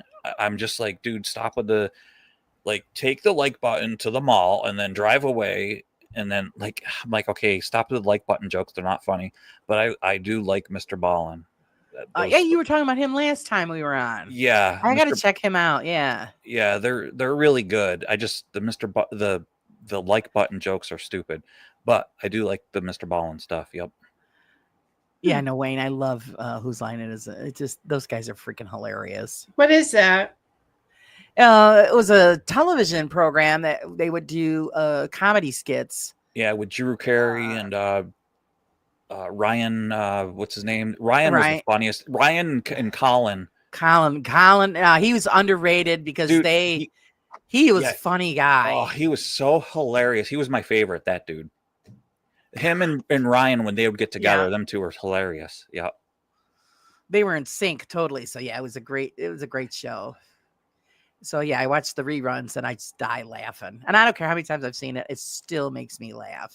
See, Purple, she said I'm so glad that it's not just me. Like, I sit there and like he does she said she skips past the like button jokes, but I love the way he tells stories. Yeah, me too, dude. But I'm like, the like button jokes are like, I don't get it. Like, I don't understand why. Like, and I'm a comedic type person. Like, I get jokes and stuff, but like that, I just don't understand. Cause like, Purple, if you listen to his like button jokes, it sounds like he doesn't like the like button. Like, he doesn't want you to like the like button. But if you're a YouTuber, you want people to like the like button. So to hit the like button. All right. Hi, Sandra. Welcome. So it makes no sense, those like button jokes. They're stupid. Yeah. How's that work for you, Mike? He says he listens to white noise frequencies. So do I. Me and Michelle have a white noise thing player. I have one too. Yeah. It's awesome. Couldn't fall asleep without it. Mm-hmm. Oh, wow. All right. That's cool. Yep. Love it. I never thought of doing that. It plays 7 different frequencies. Mm-hmm. High to lows. We go with the lowest one. It also do like rain and thunderstorms and stuff like that, but we like the white noise the best. And I've been saying, okay, is anybody here with me? And I'd be waiting for an answer. It's not a ghost box. Yeah, no. Well, actually, I was thinking about getting an old portable radio, removing the antenna, just do the AM signal and take it out and do some testing with it, because old school, that's pretty much how I run anyway. And I was thinking, I know my father's got one somewhere packed away. It's probably like brand new. And I was thinking about, jimmying it so that it had no signal coming through the antenna and giving it a try and see how that works out. That would be pretty interesting. Yes. So Raven, the thing that I got off of eBay, it was like $25, maybe even cheaper. I don't remember, but it's a really nice unit. It has we don't use it, but like it has an engine idling. And I thought it was funny. I said to my wife, "What is this for?" To like imagine that you're like dying of carbon monoxide poisoning or something. Like you're I'm in the garage. Yeah, exactly. And then there's a rainstorm. Then there's like a tropical forest with like and then there was like at night, like you're camping with like off in a distance, like an owl hooting and stuff like that. It's a really cool unit. And then it has the white noise, like 7 different ones. Oh, that's neat. Yeah, it was really the cool. rain. I like to sleep with I do thunder like the and rain too. Yeah, Yeah. it has rain with like distant thunder. Like you Yeah. can hear it off in the distance. It's I really, like really that. cool. Yep. Yes, Pinky, Sam Haynes. Yeah, I've listened to his stuff too. It's very calming. Yeah. Oh, yeah. That is annoying. You're all into it and you start drifting off, and all of a sudden there's an ad for like Viagra. So yeah, Raven, that's why I bought that thing. So it was like, oh, here's like a white noise thing for like 16 hours straight. So like we'd play those, right? And we would go to this one all the time, like every night. We'd play it on our phone. And sometimes for some reason we wouldn't go to the one that we'd listen to all the time. So it was a white noise one. And it said white noise with black screen. So we'd put that on. And then all of a sudden at like 2 o'clock or 3 o'clock in the morning, it was like, do you have a flaccid wiener? Yeah. Then try this Viagra pill. And it's like wicked loud. And you're like, whoa. Yeah. And you're like skipping through an ad at 2 a.m. And like, I got to get one of those things. You know, guys, I figured out a trick to that. You know how when you're scrolling through like on your phone or whatever. Oh, I thought you were going to say a flaccid wiener. Oh, no, okay, well, good. that too, but I won't discuss that in public. Okay. But if you just have it on the video, it'll start playing. And it will run the entire video without clicking on it. Oh, yeah. So yeah. no ads. As soon as you click on it, then it's open for the ads. But if you just leave it there, I've done that where I've just scrolled through and say, oh, and I'll watch this, without clicking on it, and it plays the whole video, and there's no ads. Yeah. Arctic wind videos. Oh, Ken has premium, so he doesn't get any ads. Yeah, I was thinking about getting that, Ken, but it was just like one more thing coming out of the account. Yeah. Yeah. Hello, Steph. Hey, Steph. She says she saw an interview with Mr. Ballin that so many people would say hit or smash the like button. He started off with different sayings, especially because hitting or smashing is not always nice. Aha. I still think it's stupid. We always say like drop kick or, Bill goes sweep That's that. my thing. Yeah. Yeah. Sweep that like button. Electric slide on over to the like button. Or, I always say smash whatever. Even though that's wicked dated and nobody knows what I'm talking about. And I wanted to do like chicken dance on over to the like button, but nobody would know what that is. Do it and see if anybody notices. Nobody even bats an eye in the comments. They're like, what is Bill talking about? Say, what's Bill drinking tonight? Are you sure it's coffee? Yeah. I forget, what do they call coffee that's got booze in it? There's a name for it. I forget what it is. What, like a hot toddy or something? I don't know. It's just it was something else. I forgot what they called it, but you tell them I'm drinking coffee, but actually you got like rum or something on it. And let's see here. Mike says, please compress the digital thumbs up. There you go. Yes. There you go. Oh yeah, maybe Irish coffee. Yeah, there you go. I think that's what they would call it, Irish coffee. Yep. She says the history they bury, shadow story, history frames I've been watching while listening. They just play on some are a bit sick with cannibalism, and I was cooking. Turned it off. Yeah, I don't. How to cook your victim? I always do that. It's just it's the rings, right? No, it's just just a thing I do. It's a soothing thing. So, yeah, dude, when Steph, we worked at good before, Bill, sorry. Before you came back to Dentech, actually, Laura. Yeah. Every time around Christmas, we would get Kahlua. Oh. And they would like I mean, they didn't care. You know how they didn't care at Dentec? They were boozers. Dude, we'd put Kahlua in our coffee. Like, I remember, like, I started, like, drinking again over there.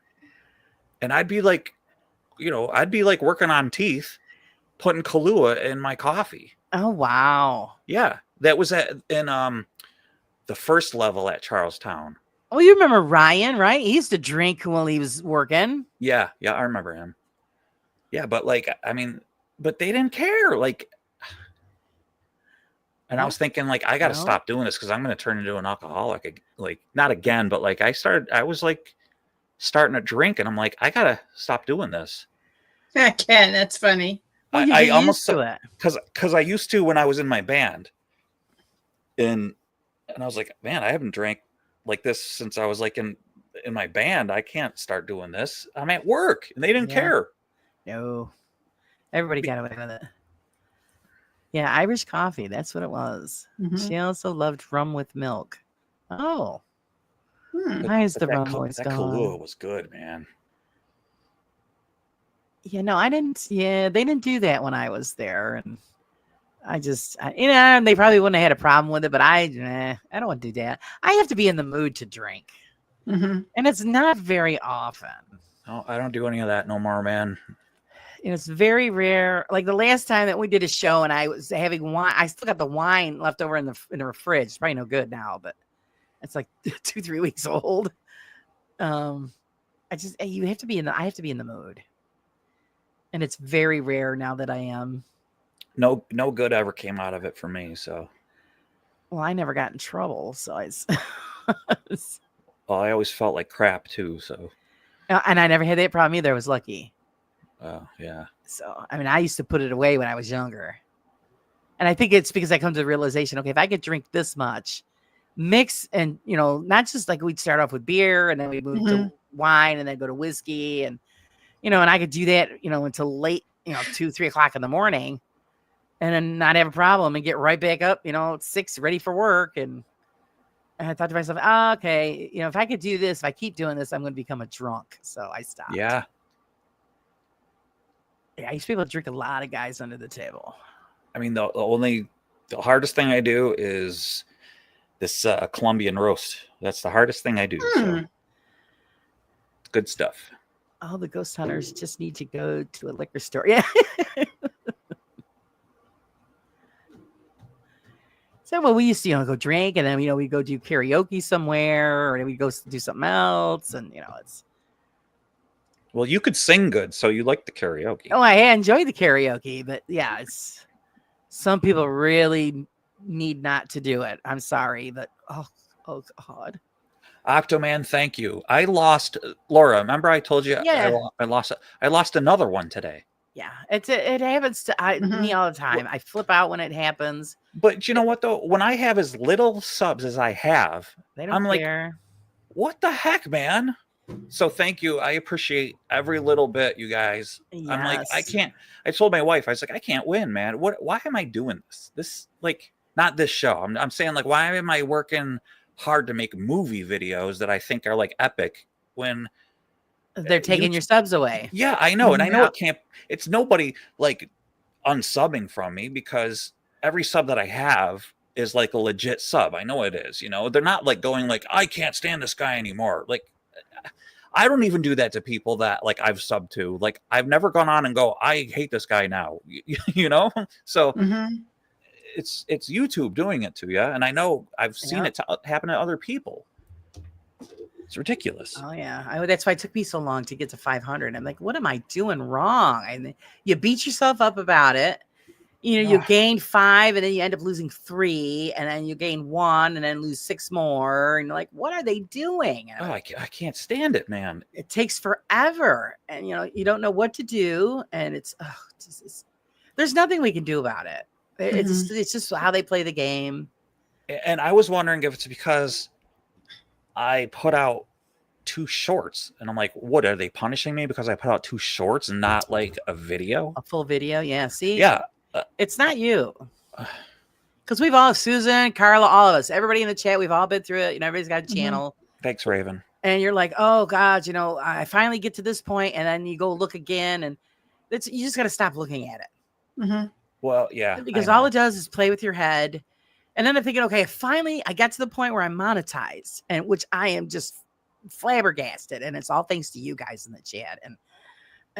And then I'm worried. Okay, well, God, if I go below the 500, am I going to lose that? You know, because there was a milestone for me. It's not, yes, it's wonderful to get, the donations and all of that stuff. It's great because it helps out my channel, but it wasn't about that. It was about just reaching that milestone after a year and a half. And so then now you start to worry. Oh God, am I going to lose this? And so thank you, Pinky. It just drives you nuts. I appreciate that. Tina said I had to resub to channels. I know, I'm sorry. Yeah, me too. Same thing. Mm-hmm. Because I'm thinking the first indication is, why aren't I getting notifications? Mm-hmm. And then you go look at it, says you have to sub to this channel. Yeah. The same kind of thing happened to me. Yeah. Yeah. Thank you, Sage. I appreciate everybody in everybody knows I appreciate them. All three of us appreciate all you guys totally. It just sucks, man. It's hard. It is. It is. Yeah. And I'm putting stuff out to like, I always think about, I want to do this for like the people, just like the cooking, like the ingredient is the love. Like I want to make sure like I'm doing it for the people. Like really, you're doing your channel for you, but ultimately you want to like make sure people are enjoying the stuff. Like us three right now, we want to make sure that everybody is enjoying the show, ultimately. Right. We're not just what like it's all about. Yeah, we're not just talking like us three, but we want to make sure everybody's enjoying the stuff too. So, when we're always like thinking like, oh gee, I lost 2 subs. Is it really YouTube, or did somebody go, this guy sucks and I'm sick and tired of seeing his crap? So you're always like going, all right, do I need to do something different with my format? Or like, so you always wonder. You beat yourself up. Yeah, you always wonder. So.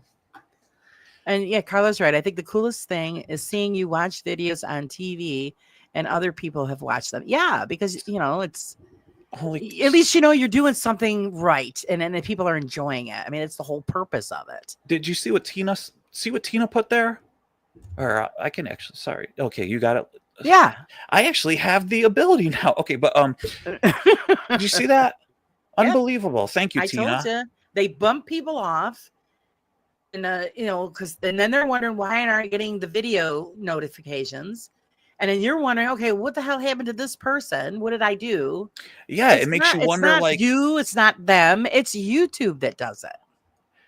And it's like unbelievable. Like I'm such a teeny tiny, speck, and they pick on us more than they do the bigger channels. I know, a speck in YouTube, and like they're gonna go, no, you know what, Carburetors and Coffee, we don't want anything to do with you, and we don't want anything to grow, so forget it. Like, come on.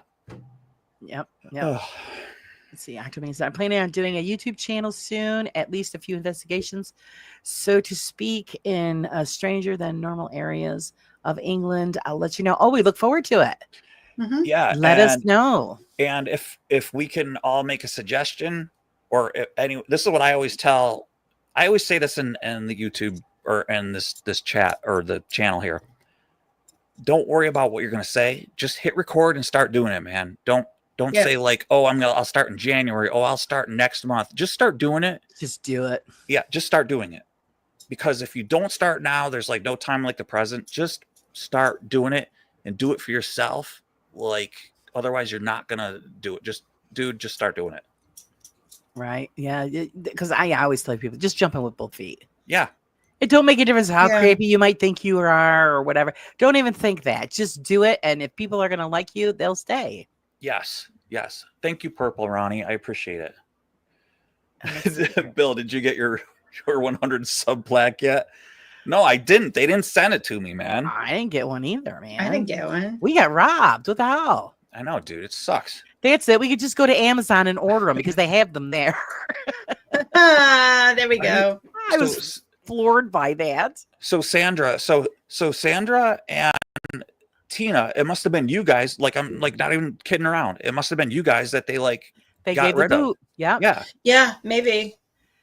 Yeah, because see, Sandra said resub too. Yeah, that's what they did. They booted. Now I have to check all my subs. There they went. I didn't get deleted from anybody that I subbed to. Huh.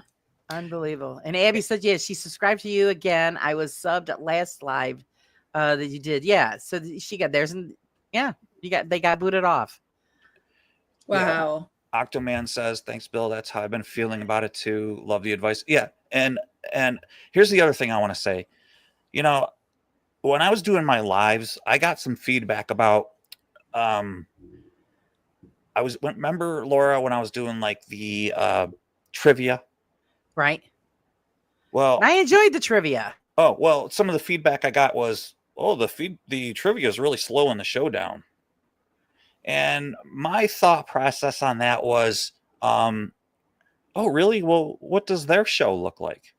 What does their YouTube live show look like? I like the trivia. What does their YouTube show look like? What does their editing look like? What does their whole thing look like? Well, they don't have a YouTube show. They don't have a YouTube channel. They don't do anything. They go work their other job and they just sit home and watch and critique my channel and tell me what to do and tell me how I could do a better job, but they don't do anything on their YouTube channel because they don't have one and they're not creative and they don't do. Right. So Octoman, here's my advice to you. Don't let anybody dictate to you and tell you how to run your show and tell you what you should or shouldn't be doing. And I'm talking about family. And I'm talking about anybody that's going to burst your bubble or anybody that's going to like tell you otherwise how you should or shouldn't do things. Let your subs get the subs that when you get your first sub, dude, your first 3, you're going to be like, oh my God, they like me. Yay, they really like me. Dude, it's going to be like, it might be 3. And then you'll slowly start getting them. And you're going to be like, I'm getting those subs because people actually like me. I didn't say here's $10 for a sub. Here's like this community here. These, honestly, these are paranormal people. They might not like go to my channel because they want to learn about cars, but we all like support each other, and I appreciate every sub in here. So we all are like friends. We don't know each other, but I'm sure if we all could meet up and have a picnic and have a cookout, we'd all show up and be friends with each other.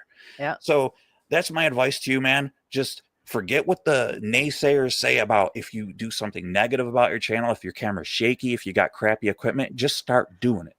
That's my advice. It'll get better as Carla says, as you go along, it'll get better. It does. Yeah, absolutely. Just like when we first started doing, like when I started right off the bat live programming. Yeah. Because I was doing interviewing. That's what I do. I still do investigations and stuff, all that behind the scenes, but I am the interviewer. Because I wanted people to learn, and I wanted to learn and then teach if I can teach. That was the whole process of this, was education and have fun doing it. And so when you get, like you said, 2 or 3 people watching, you're excited. Oh God. And that's how I was. I was all giddy. Oh my God, I got at least 10 people watching. Oh shit. And you just got to do it. And yeah, Wayne, it's hard. People don't realize how hard it is. So then when they get in your comments and they're nasty about it. Yeah. And like Bill said, well, what's your channel? What are you doing that makes you such an authority on what we're doing? Exactly. Makes you an authority. I have another channel. It's called Supercharged Cars. I don't do anything with it. I have about 1,500 subs on that.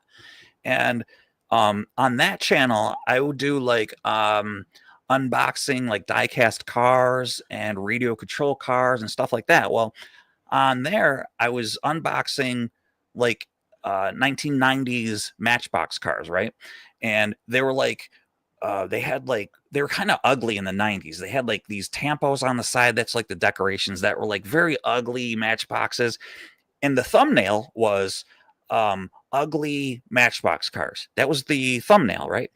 So in this comment section, people were like making, and I had my kids with me, like I didn't show my kids, but they were commenting on, like, I was like, look at these ones, guys. Look at how ugly this car is. And they're like going, now they're my little girls. They're probably like 8 years old, maybe something like that, 7 years old. And they're going, yeah, that one's really ugly.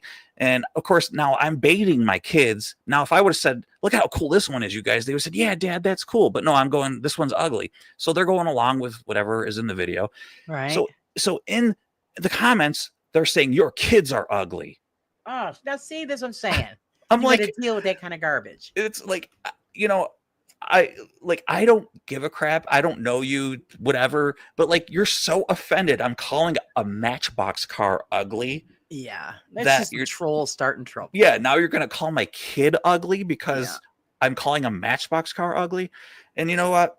So like, it's like water off a duck's back. Let it roll off, move on, and let them naysayers. So that's my advice. If somebody says your show sucks, the way you edit sucks, blah blah blah, so what? You'll get better with time. Everything you'll do will get better with time. You'll start putting more effort into your channel. You'll say, I need a better camera, whatever it is. I don't know your situation, but it'll all get better. So yeah, it does. You'll freak out a lot along the way because we all have done it, but it gets better. I'm sorry. Thank you, Carla. What did Carla say? Or Carla say? Sorry. No, sharing. She's sharing the link to my channel. And she wants to know, why don't you use the other channel because of the subs that you've got? Oh, yeah, that as well. Right, because well, I had to decide what I was going to do. The other channel had like a lot of it was like a hodgepodge of different things. I had like radio control cars, radio controlled airplanes. I was flying airplanes on it. I was doing like interviews with my buddy, like it was a comedy sketch. It was like unboxing cars, and then it was I was fixing a car. It was like, what is this channel all about? There's no rhyme or reason to this channel. And then I was like, I sat down with my wife and I said, I'm gonna start a channel, and I want to just fix cars, and I have to decide if I'm gonna start a new one, keep the subs that I have, and start doing and change the channel name and start fresh. So I decided to start fresh. There you go. And start with a channel dedicated to just doing car stuff and motorcycle, like working on the stuff that I'm doing and in a specific genre of thing, because the other thing was too like random. It was just like, it should have been called like Bill's Random Stuff. Instead it was what it is. And so I decided to start fresh, and that's pretty much why. But and not for nothing, like this is just random stuff. And you know, it's nice just to get in there and just talk about anything and everything, and not always the same thing. You know, you have to do it to break it up. Abby, Carla's she's on mom duty tonight, so she's manning the chat. Yeah, she is. Oh, Wayne says, Jeff will have a captain and a Coke. So I don't know if you've seen that, Bill, that Jeff said that he will do the grilling for the barbecue. Wayne's going to be the bartender. Yeah. Now, see, I see that Raven said we should do it, but she is in Sweden. Well, everybody's from all over, so I know that's so hard. Yeah, be fun though, wouldn't it? Yeah, it would be. Awesome. That'd be great. Get that music on, Susan start boogieing down. she'll man the DJ booth. And so we already got set up. Susan's the head of music. You got Wayne as the bartender. Jeff is going to be grilling. That'd be awesome, man. I definitely could see Jeff doing the grilling, man. Them like half chickens Demon or whatever. Chicken. Yeah. Oh, Raven said there's a thing. Well, I mean, yeah, that's fine, but I didn't know if you would be doing that. Yeah, willing to fly. Of course, then we'd have to have one central spot we'd have to pick. I think it'd have to be Ohio. Thanks, Mariah. Enjoy your walk. So yeah, I don't know. That would be cool. It would be. You know, because we don't go, like I don't go to those you know, the Paracons and all that stuff to meet people, and it's just not my thing. So, and that's where a lot of people meet up with others. But I think I'd have more fun at a you know a friendly barbecue than a Paracon. Sorry, I'm just laughing at what James wrote. I'm broke, so enjoy yourselves. Oh. I feel you, James. I know. Maybe we can so I'll hook up at Jeff's house. Jeff, would you imagine we'd all raid their house? Yeah, and then we'll have like a big virtual screen of everyone who can't make it, like James, of like the, you know, like a a video camera pointing into Jeff's yard. Yeah. But I know Jeff's going to say he can't accommodate all of us. Oh, too bad. You offered to do the barbecue, so you got the equipment. That's what I'm thinking. He can't. Yeah. Steph's going to be security, so she's going to be feeling people up. I have a lot of room at my place, though. Yeah, he does. Well, I'll meet at Bill's house. Yeah. And then his wife will have a hairy fit. That's true. All these people pulling into the driveway. Bill! I got plenty of parking. Oh, I forgot to tell you, Michelle. I invited a few people for a barbecue. Yeah, from the paranormal community.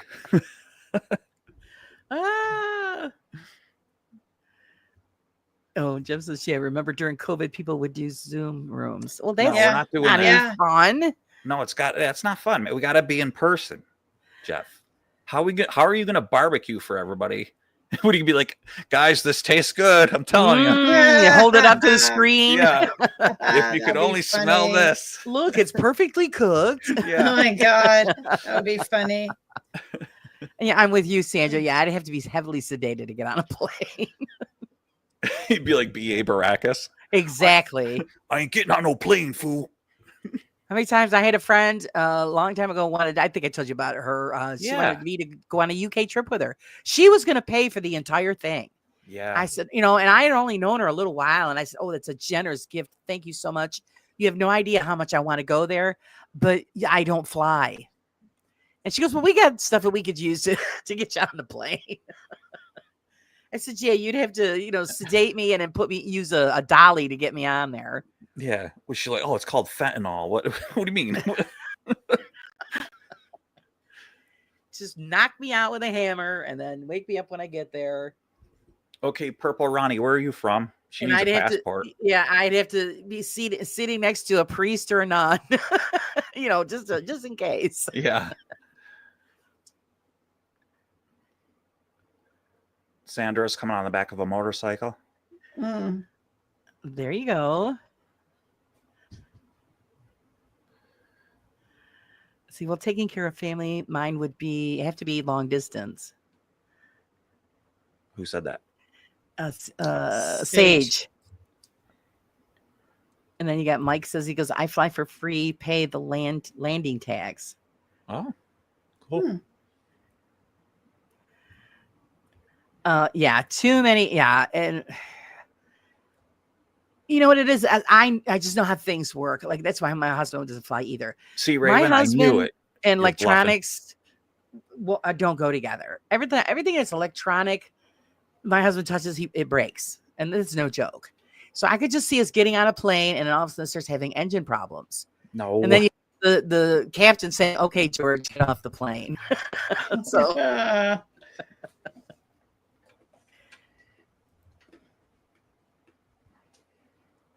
So if I'm going to go, I want it to be on the ground. Oh, Sandra's afraid of heights. Oh. I'm afraid of heights too, but it's different. Don't sit by the window. Yeah, it's different. No, I totally get it. It's Ken says, road trip in a Chevy van with shag carpeting, a mattress, and a Coleman cooler. I'm all set. Hey, he knows how to go. There you go. Yeah. Van lifer. Like the A-Team van. I love watching those shows, the van lifers. Oh, thank you, Abby, for the donation. Guess 10 pounds. Guess what Abby gets? Superstar. Woo! Sweet. I'm gonna put some music or something to that. Yeah. I'll work on it. Driving 1,000% more dangerous. Yeah, everybody says that, but see, it's a control thing with me. At least if I'm on the ground, I can control the situation to a certain extent. On a plane, all you could do is bend over and kiss your ass goodbye. You have no control whatsoever. So yeah, that's the part that freaks me out. Don't matter window seat or not, you're still above the clouds. Yeah. I know, that's the thing. That's what I'm saying. Yeah, you gotta sedate. Some people just can't do it. I don't want the crown. Was going to send 20. Oh. Oh. Well, You if could you do still it send again, that. you'll get another one. We appreciate every donation. It does go back into the channel. I finally found out, I'm finally going to get the pay from YouTube finally. Oh, So yeah. that's going directly to the computer to pay on the computer. Oh, Mike, thanks. Thank you. Here we go. We got to give Mike a superstar. Nice. Yeah, I got to come up with something like that. You guys are the best. We really appreciate it. So yeah, I was so excited when I got the notice. Oh, you're finally going to get your first thing. I'm thinking, oh God. And it's going right directly to the computer to pay that off. I love how Jeff just completely ignored everything that I said about you hosting and cooking, and we're all going to show up at your house there, Jeff. I've already Googled your address and sent out the invitations, buddy. Yeah. So next month. Here we come, Jeff. Tell Dana. Here we come. Buddy. Bye. He's gonna go film his last chunk for a new video. Okie dokie, sir. Thanks for hanging, Jeff. What did she say? Sandra says, my dad backed out of a helicopter joy flight with my son and I had to fill in. It freaked me out. I was sweating and my hands clenched. The things you do for your kids, never again. Oh, brave girl, brave. Woo! He's moving to Alaska. No, he moved to Alaska. Present tense. Jeff, I know. I know have your address, buddy. We know where Boo Productions is. Jeff, all we have to do is look for a giant skeleton. Yeah. Somewhere near Toledo. I looked for it on Google Maps. It's there all year. They've got all dressed up for every holiday. So yeah. Yeah.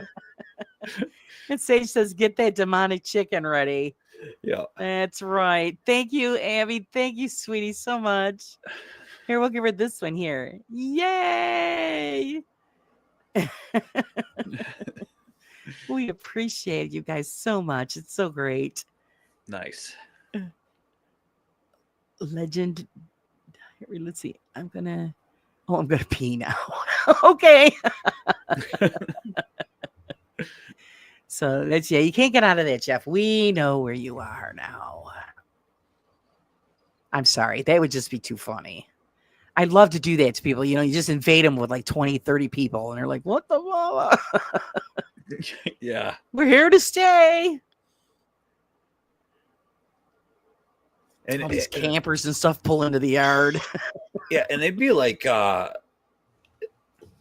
gracious enough to like accept it, but the look on their face would be like, oh, okay, well, I guess we got to run to like Walmart and get some food, like it'd be right. Like, and the refrigerator is full of good boys. Oh, there you go. So like I'm saying, I give people who do the van life thing a lot of credit because it is a lot of road times that you have to love to travel and to drive. And Laura, I don't know about you, but when you think of that, does your back start to throb and ache when you think of that? Yeah, because mine does. Mine's hurting right now, so I can't imagine traveling. I can't travel anymore that way. I can't Mike, either. You are great. Thank you, Mike, so much. Yeah, you guys are awesome. You guys keep doing this, and I'll the computer will be paid for. Every dime goes towards that.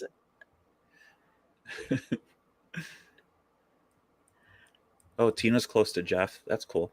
Yeah, see, now us driving to Jeff wouldn't be too bad. Probably be like 6 hours. I'd have to stop a lot along the way, but because I've driven through there in tractor trailer, and it was like 6.5 hours. Yeah, we used to drive through that way when we were going to Missouri. But that's 67. That's at 67. And not for nothing, my truck Ohio is the largest stretch to drive through when you're on your way to Missouri. Yeah, dude. And that when I would go in between those roads, man, they were so freaking awful. I would pass out, and then when I'd wake up again, I'd say to my husband, "Where are we? We're in Ohio." I said, "We were in Ohio an hour ago." Still in Ohio. 3.5 hours later, still in Ohio. Like traveling through Pennsylvania, road work. New York State's long. Yeah, New York State's long too. You know, like Christ sakes, every time you go through Pennsylvania is road work. Yeah. Imagine going pee in inappropriate places. Oh, hey, when you gotta go, you gotta go. And the older you get, the worse that gets. That'd be cool, Carla. She wants to travel to new investigation places. Yes. I'd like to I was see talking about going to see Carla, and my husband goes, I ain't going all that way. So, Yeah. he's thinking of grizzly bears. That's why. I said, but Carla takes me out on walks with her and videos it, and I didn't. She hasn't been chased down by a bear yet.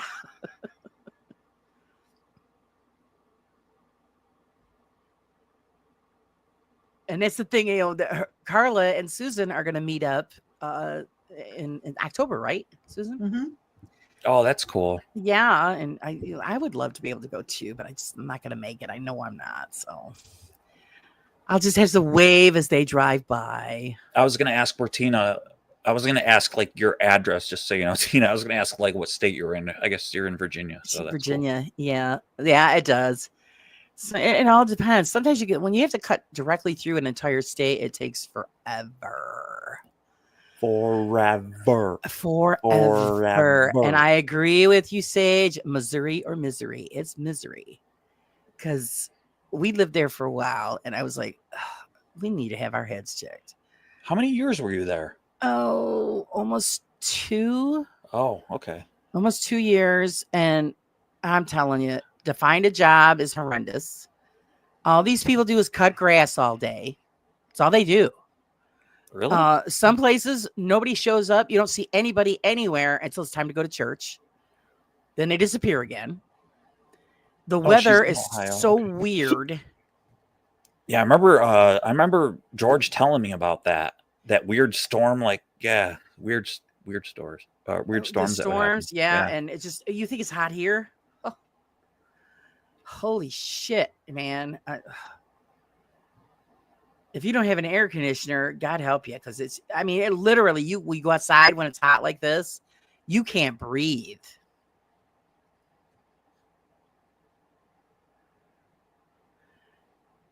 This is Carla, and I'll come to England. It's too far with too much. I would love to go to England. I really would. But it's just not going to happen, which sucks. The history I'm just floored by the history and the buildings. And I just want to go touch all of it. So I ain't afraid to pee on the side of the road. I made an invention for. Oh, that's right. I remember her telling me that. She did make an invention. I'm telling you, it's safer to pee on the side of the road in some of those bathrooms. Mm-hmm. You all know what I'm talking about. Don't they already have that invention? It looks like a funnel. It's called. I've seen it. It's called You Go Girl. I don't know what it's called. I've seen it in a magazine. It was called You Go Girl. Jeez. It looked like a little funnel, like a little teeny tiny funnel. I don't know what Carla calls hers, but yeah. Hey, you do what you got to do, you know.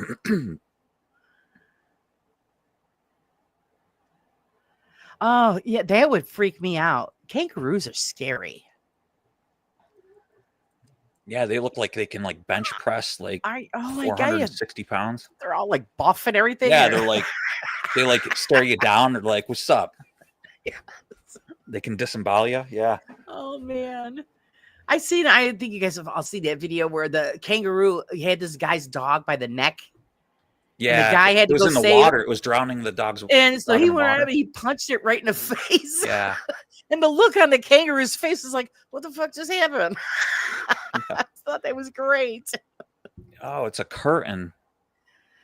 Carla, is it a curtain kind of like on Karate Kid, like on the first Karate Kid when Ralph Macchio went to the. That'd be like a shower curtain type thing. You could like wear it. That'd be good.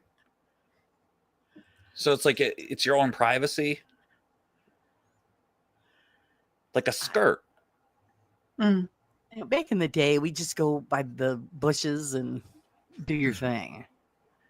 You just got to watch out for poison ivy. Sandra asked what magazines I read. Yeah, I see that. I think it was like one of those sort of magazines, like As Seen on TV magazines.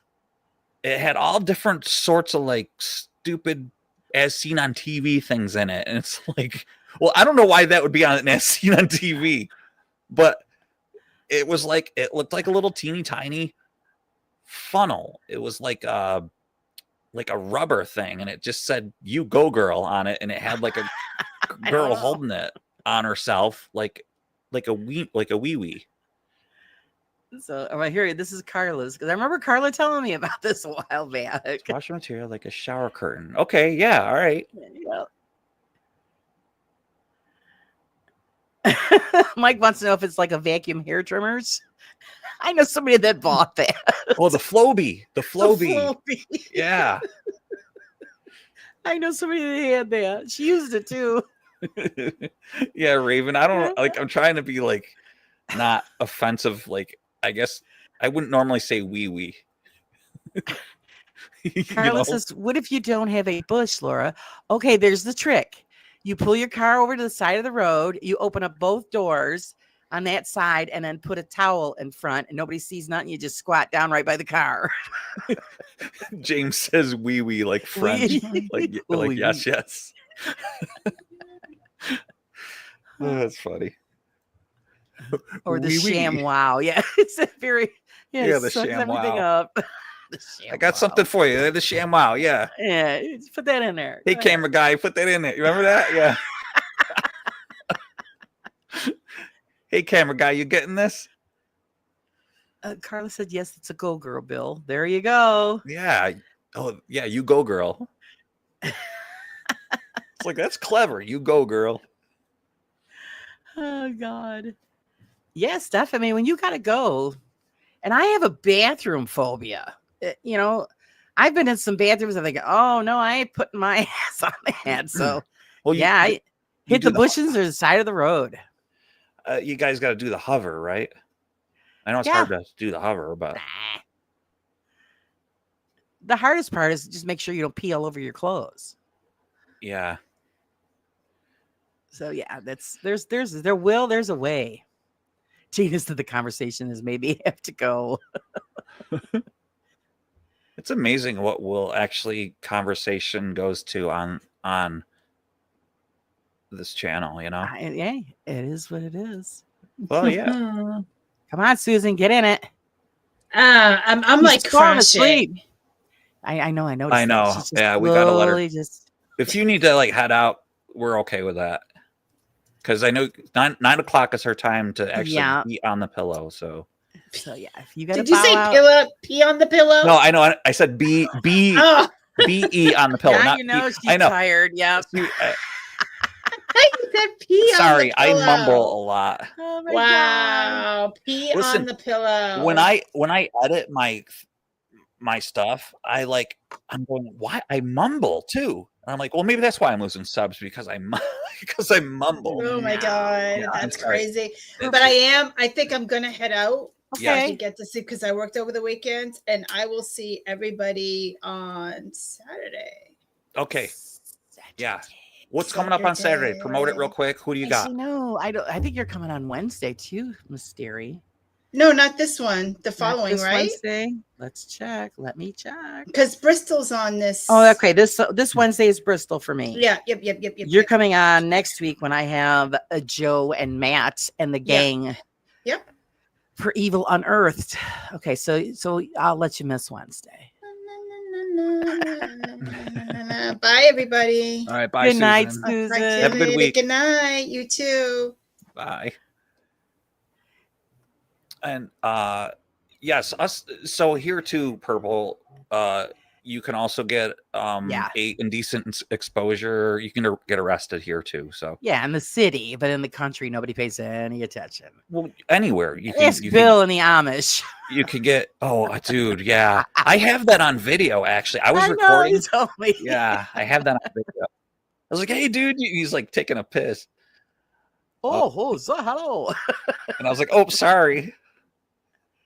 I mean, that's the last thing you're thinking of. You're walking up to the guy to talk to him, and he's taking a well, Yeah. no, around here, yeah, they do it. They don't care. And he was like, "Oh, you caught me with my wiener out. Yes, you seen my package. I was releasing the demons. I was draining a lizard. Had my..." No, he didn't say any of that, but it would have been funny if he did. Yeah. Us Amish have to take a piss too, Yeah, and nobody pays any attention. See, Sage said when we were kids, we were on holidays, and Mom and Dad realized when the car broke down, there was no water in the radiator. No one around, so Dad had a great idea to pee in the radiator to get us to the next town. It worked. Yeah, I've heard people doing that. He got that from Red Dawn. They did do that in Red Dawn too. Yeah, but I heard that other people have done that. Yeah. Steph goes, yeah, you could be labeled a sex offender here for that. Yeah, here too, because you're exposing yourself. Yeah, you're exposing your sexual organs, as they say. Well, I say you got to pee, you pee. I mean, you don't whip it out in front of a crowd on a busy street. Find a quiet little corner if there's no bathroom. Well, we had that problem. You can't do that. You can't go find a little corner and go pee. But they do it. Well, yeah. During COVID, it was really rough because they shut down all the public bathrooms. So I remember my husband and I were on a trip up north, and we were all up by Blue Mountain Lake, and there was no bathroom anyway. And oh my God, I had to go. Well, that's different though. That's like in the woods, right? Yeah, but there was nowhere to stop. I couldn't access the woods because of the ditch on the side of the road. Oh yeah. So it was like 200 miles later, I finally got to go. Oh my God, it was awful. Yeah.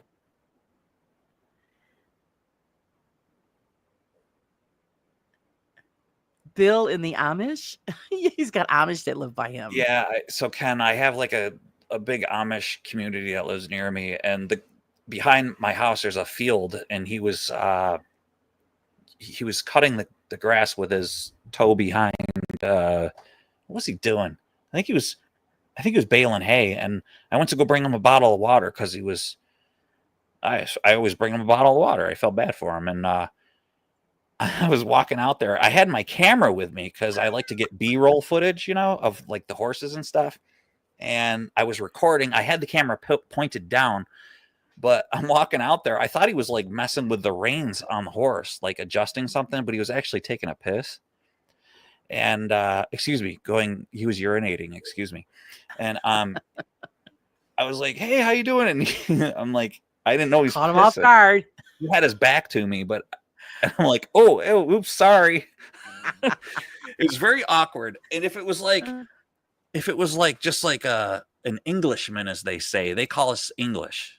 We're Englishmen, because they're above us. You see, and if it was just a regular old Englishman, we'd be like, "Oh, dude, sorry." You're like, "I'm gonna leave," But he was like, I was like so embarrassing, and I was like, "Oh, we all have to do that," He's like, "Oh, yes." So then it just turned into, I was able to take pictures of his horses and stuff, and he goes, "Just as long as you don't take a picture of me, because they feel like you're stealing their soul."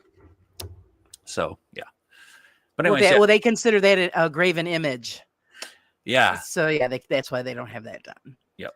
Yeah, I agree, Ken. Don't use the heater after you pee in your radiator.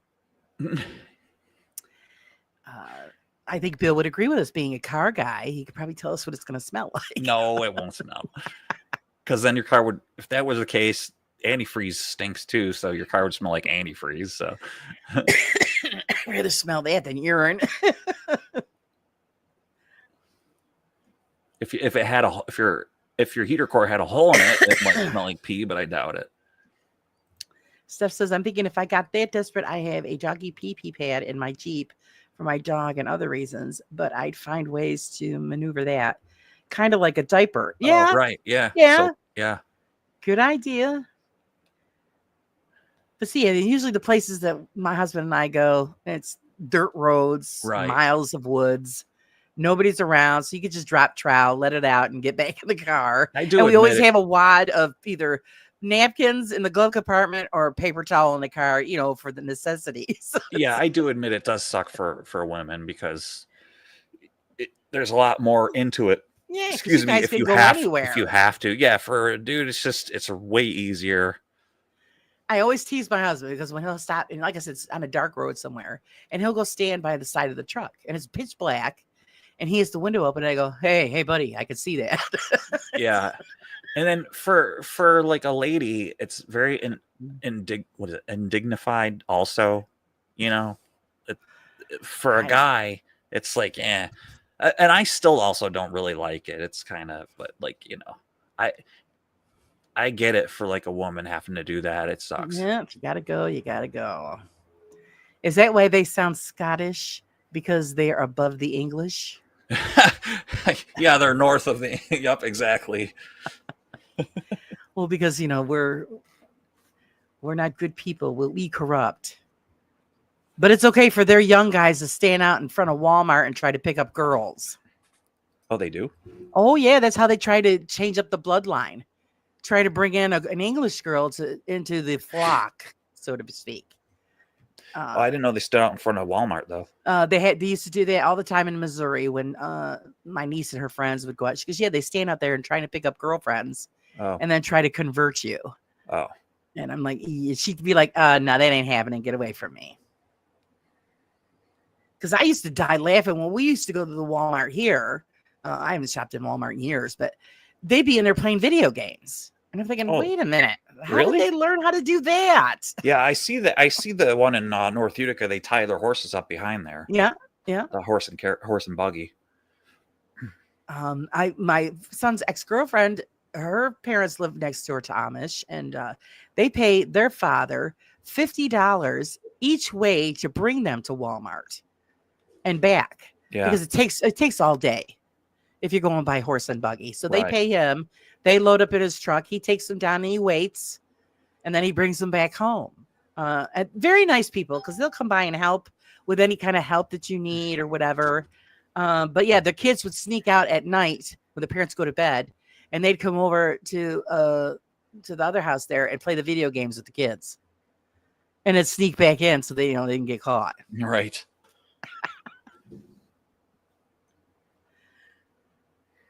Steph says, yeah, now being on a motorcycle, you can't be discreet. Well, no, then you got to go, find a bush.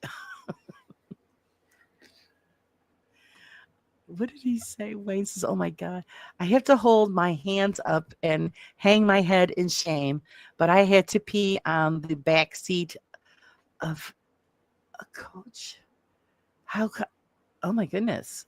Well, Hey, Carla, is that Midsummer movie? Is that the one with sorry, is that the one with Seth Green? If that's the one you're talking about, I've seen clips of that. That looks wicked funny.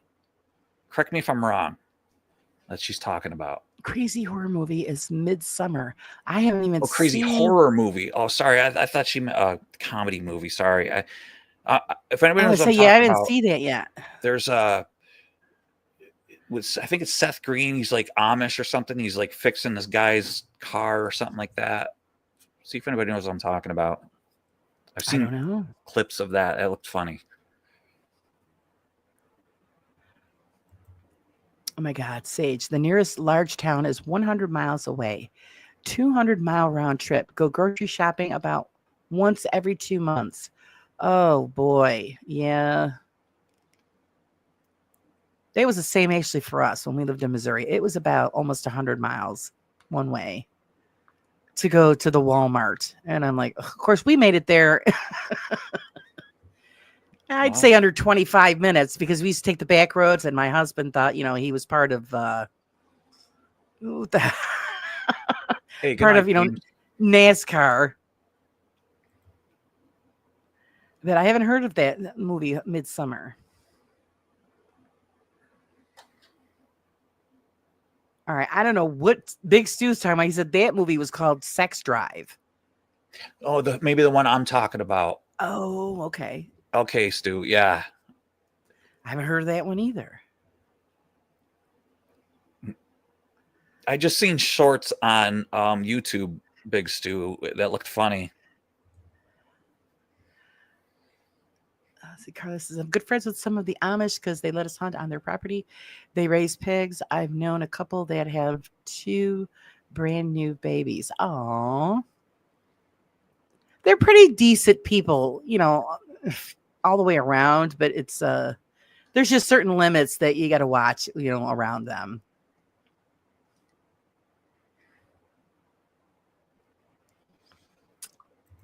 Steph says, if anyone gets a chance, check out Dangerous Animals, the movie. Oh, okay.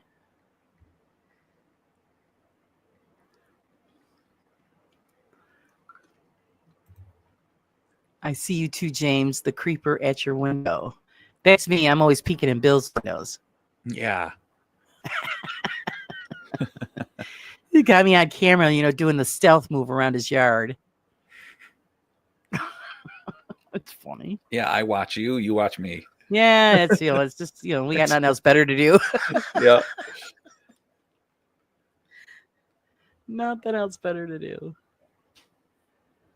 Hey, you know who didn't show up is Elby. What the slacker? Yeah, he probably doesn't even know we're on. He had to work. He works the weekends, so he's probably whooped. It's a crazy movie, Laura. Yeah, I mean, you guys are. I haven't seen any movies bad. It really is. Peaky says The Watchers. Yeah, that's what it is. That sounds like a movie. The Watchers. So when Bill and I will be chatting at some time. He'll say, "What are you up to?" I said, "Well, I'm looking through your window right now." You're like, yeah. You just see my face pressed up against the glass. Bill, let me in. The Amish are here. Let's see. For the most part, they are good people, just like anyone else. Not all are good. Not all bad. Yeah, you're right. That's the truth. Because some will talk to you, and others just, won't even look at you or acknowledge you. I always try to be polite. If I'm in a store and I see them, I say, "Oh, hello," or "Good morning," and they'll just totally blow you off. And then you've got some that, "Oh, hi," I don't know. Yeah, I don't. I just think they're a little too strict. I mean, come on. If they're only going to be corrupted if they want to be corrupted. I mean, if they have that strong belief in their faith, then no matter what we do is not going to change it. And just because somebody's wearing nail polish around them doesn't mean they're all going to go to hell. So some of them are just really extreme. But then, when you're driving around, you'll see they'll wave or whatever. And I think that's great. Oh, so The Watchers is a movie. I was like, okay. I was thinking that maybe me and you could make a movie out of me and you, Laura. Oh, I watch you, you watch me. We call yeah, it The Watchers, that's all. but apparently already is a movie. Crap. See, your face upon the window. Yeah, just you know how you smash your nose up against it and Bill, let me in. Like, get out of here. Go home. There's a man on the wing of this plane. Oh my God. Sage said that my sister once had a neighbor that would watch her in her windows. A friend came over and caught him. And oh God. I would have let the dog out. You want to hang out and stare in my windows? Guess who's getting their ass bit? Maybe they didn't have a dog, Laura. All right. Well, then you go out there with a baseball bat. Kind of like Bigfoot nose smashed up. Yeah, smashed on the window. Yeah. It's pretty much what it is. It's like I know, poor Steph. So I was watching I was binge watching all the Twilight Zones. Right. And saw that there's a man on the wing of the plane. And I'm like, I love that because they do that on Whose Line Is It Anyway? They do that scene all the time. They do? Oh, yeah, they'll have something that has a hole in it and they'll be like, "Oh, there's something on the plane." Oh, that's funny. And I'm like, I watched that and I'm like, it's so not scary. I'd be like, there's something stupid looking on the wing of the plane. But then like in the movie The Twilight Zone, which was like 1984, I think, that's like super spooky. that got the goblin on the wing of the plane. Yeah, it was. Yeah, that was like super cool with John Lithgow. Yeah. Super awesome, practical effects, nothing computer generated about that at all. Super awesome. It was totally creepy. Love that, man. And nobody believed him, and that at the end they're like, guys, take a look at this, and it's all ripped to shreds. Just a super cool. That is my most favorite part. One of my most favorite scenes of like the 80s movies. That one sticks out in my head. Yeah, because it was really well done. Yeah, love that. Oh, Abby, okay. Thanks for joining us, and thanks again, honey, for your support. I really appreciate it. Hi, Cynthia. She's having a drink or two, and losing it at the pool or billiards, if you will. Wayne, yeah, dude, I have a couple. So I think Pinky and I have talked about this. So there was a movie called Shaker Run, filmed in New Zealand. That's where Pinky is. Love that movie, dude. It's got a pink and black Trans Am in it. It's got Leif Garrett is actually in it. Oh, I think I remember telling about that. Yeah, dude, I love that movie. That's like a car movie. Cannonball Run. Both 1 and 2, Cannonball Run. Awesome movies. Probably the second one is I like better than the first one. I would say those 3 movies are awesome. Just loving the supercars, and it just great car movies. I think those are great car movies. And the Shaker Run revolves like around just one car, and I just think it's a killer movie. It's a stupid story, a stupid concept. It's just like, the bad guys are after the good guys, but it's just great footage of an awesome car. It's just a seat of the pants movie. I think that's a cool one. I like that. Blazing Saddles, yeah. Yeah, dude. I don't like Cannonball Run 3. I actually have a Cannonball Run 1, 2, and 3 on DVD. Cannonball Run 3 is called Speed Zone. And it's all right. I have that. I don't think I've seen that one. So it's okay. I liked The Wraith. Oh, Laura, good. Thank you. I love The Wraith. I love the car in that movie. Yeah, The Wraith. That is a Chrysler. Yep. MR something MC something.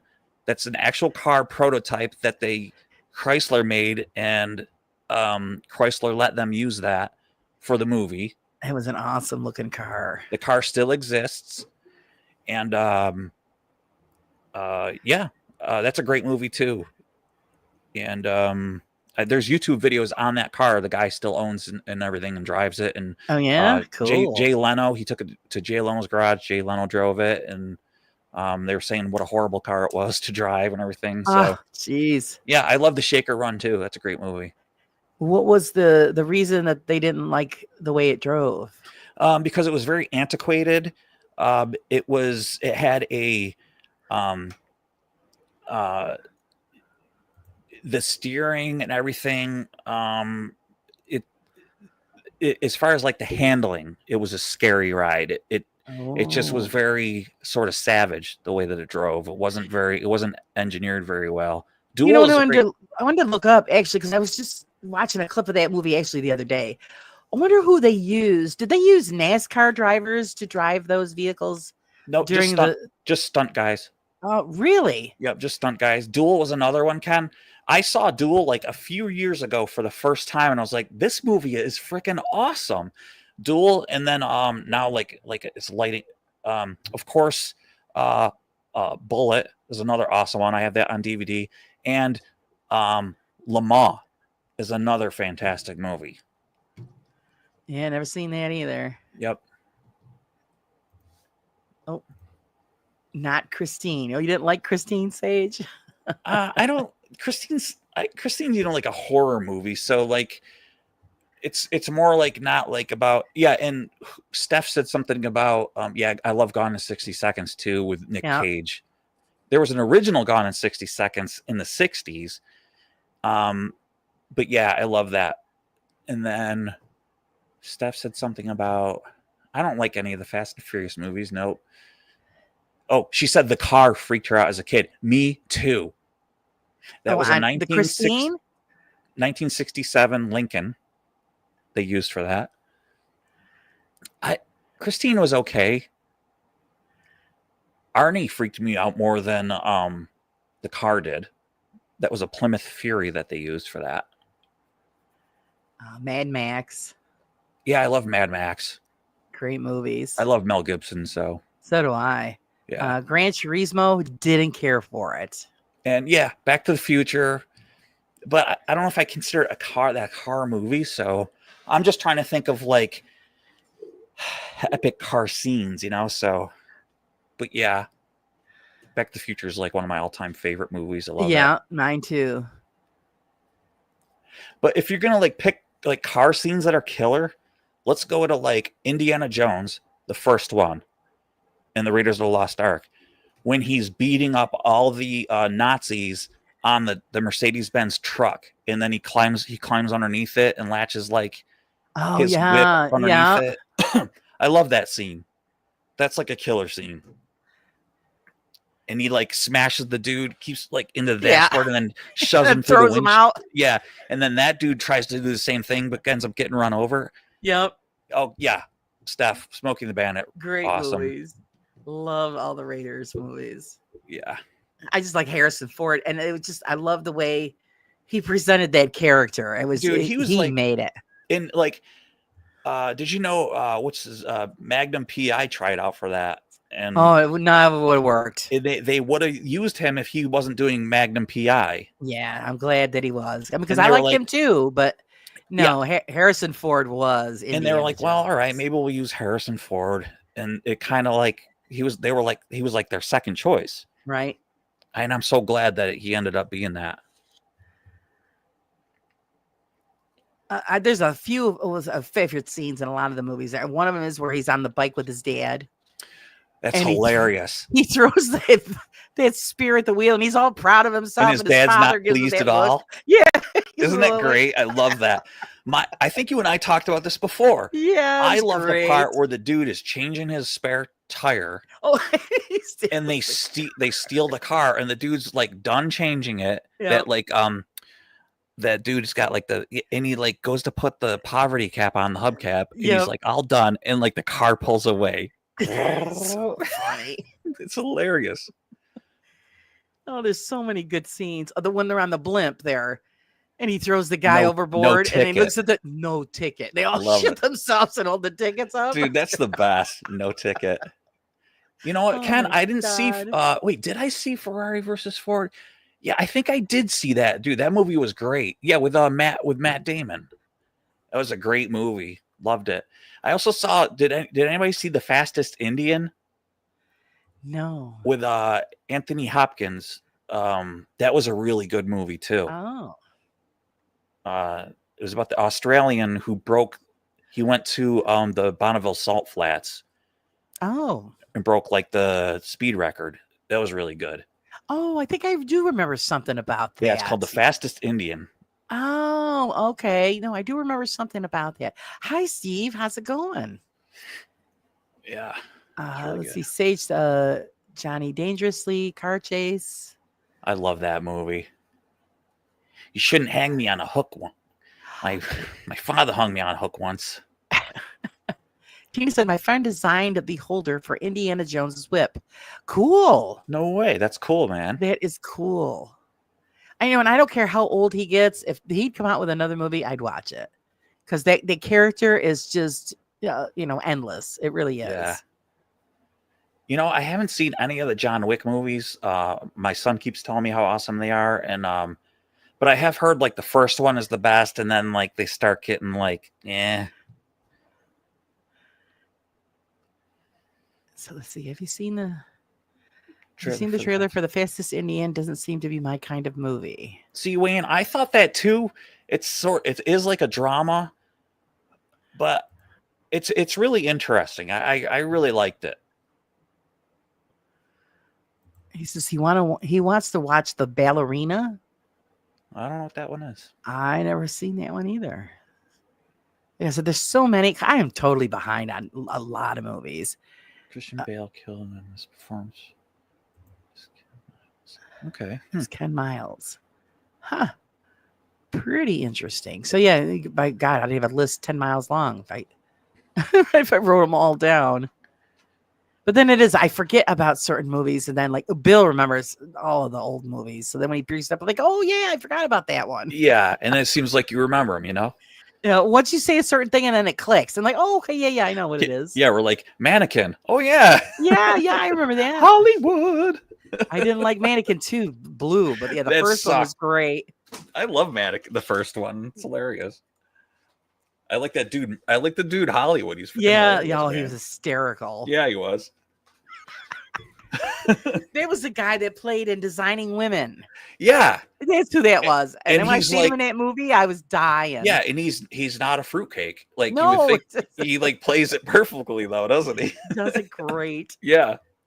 I remember somebody saying on a talk show once, it was actually oh God, it's a UK talk show. You guys know who I'm talking about?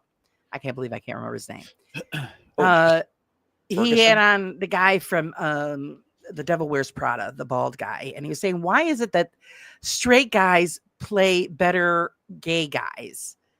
But it is funny because it's the truth. The majority of the guys that play in a gay guy role nail it, and they're really good at it. Yeah, he's funny. I like that guy. I love when towards the end when he's shooting all the cops with the fire hose, the water, right? And the water, they finally shut the water off, and he goes, "Oh shit!"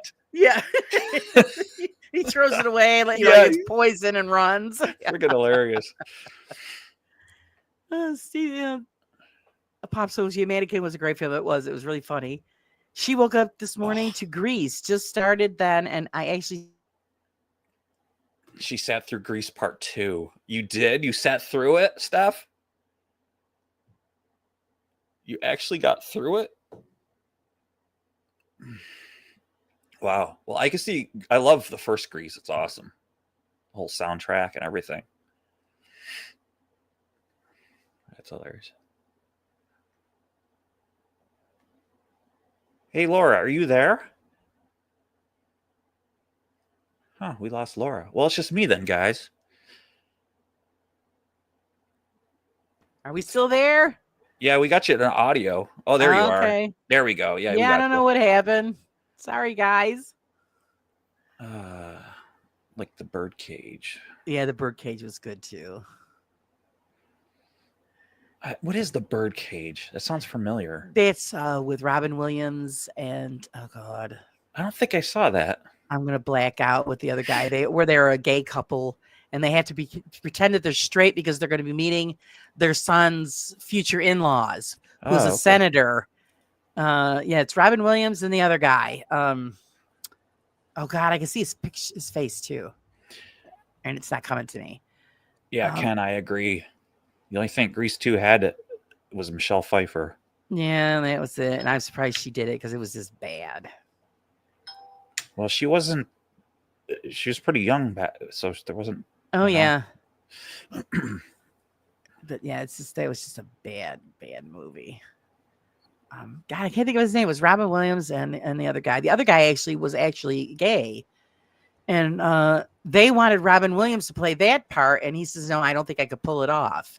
Nathan Lane, there it is. Thank you, Ken. Nathan Lane. Is Nathan Lane really? Is he gay? Yes, he is actually. Yes, gay. So, and of course, he played like the wife of the couple.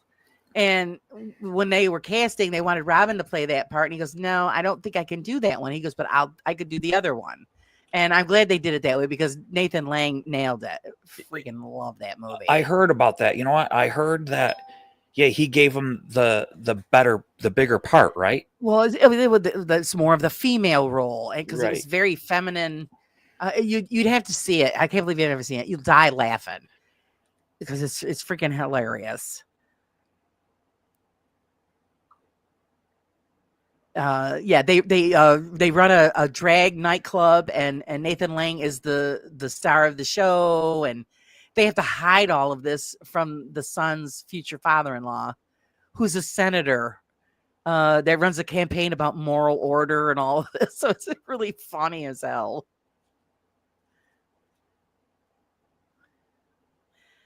Let's see. Priscilla, Queen of the Desert is a must-watch. Oh, that one I haven't seen either. So I don't know that one. Oh, Tu Wong Fu, one of my favorites, Steph. Has anybody seen The Last Dragon? With no, but I know what you're talking about. Bruce Leroy. Bruce Leroy. Yeah, the black dude. I haven't seen that. Lee. Oh, I have that on DVD. I love that movie too. That's a great movie. Thanks, Sage, for hanging out with us. We hope you enjoyed yourself, and I'm so glad that you came and spent your evening with us. Have a great one. Sleep well. And the Money Pit. Money Pit's another one of my favorites. Yeah. Where he's stuck in the floor. Yeah, that's funny. I love that. The kids, I can't breathe. Can you? Yeah, just. And then the construction crew, 2 weeks. It'll be done in 2 weeks. 2 weeks. Yeah, 2 weeks. It was like, months. 2 weeks. Yeah. It'd be nice if they came out with good movies like that. I love it when they're fighting, and he goes. She says, how he's a lawyer, and Shirley, was it Shelley Long, says, "You're so stupid. I'm surprised you passed the bar." And he says, "I'm sure it does. You've never passed a bar in your life." Right. It's so funny. And I love when he goes to carve his name in carve their names in the tree, and he comes and it falls over, and he comes in. We have very weak trees. Yeah, the whole thing falls down. Yeah. What a dump that place was. Oh man. Yeah. Oh, Ken says, yeah, who knew? They all looked good in drag. Because I remember watching an interview thing about they wanted to know how they learned what they did. They said, well, their wives helped them out. But the Hispanic guy there, he made a beautiful woman. Holy mackerel. What movie are we talking about now? Tu Wong Fu. I never saw it. Oh, funny. But yeah, it's great. You see, Wesley Snipes, is a drag queen. And geez. And Patrick Swayze is a drag queen. I mean, these are manly guys. Yeah. And yeah, they said that their wives helped them, how to walk and the shoes and all. And it was so funny.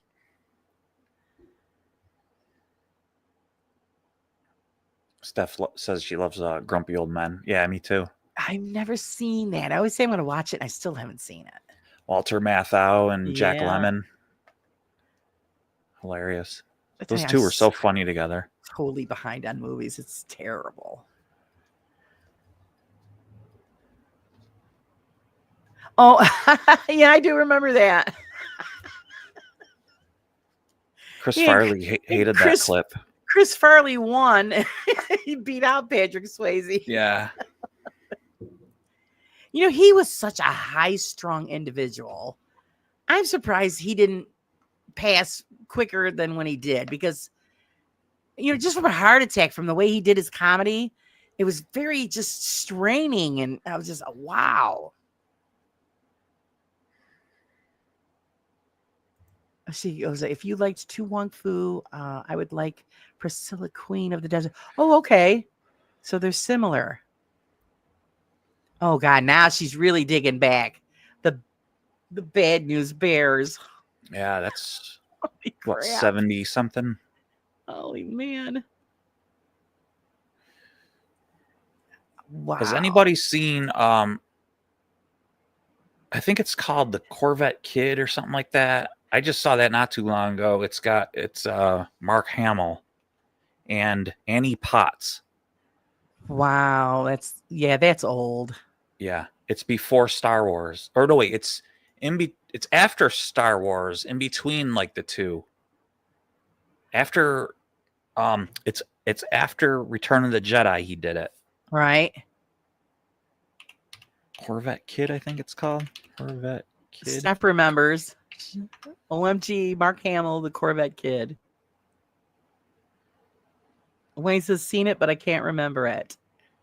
Oop, Ken has an Annie Potts crush. She was adorable. Great actress.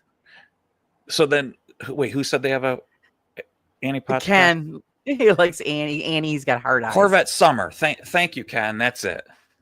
So Ken, then if you have an Annie Potts crush, then you must have seen the movie Who's Harry Crumb with John oh geez. John Candy. Oh, wait a minute. Who's Harry Crumb?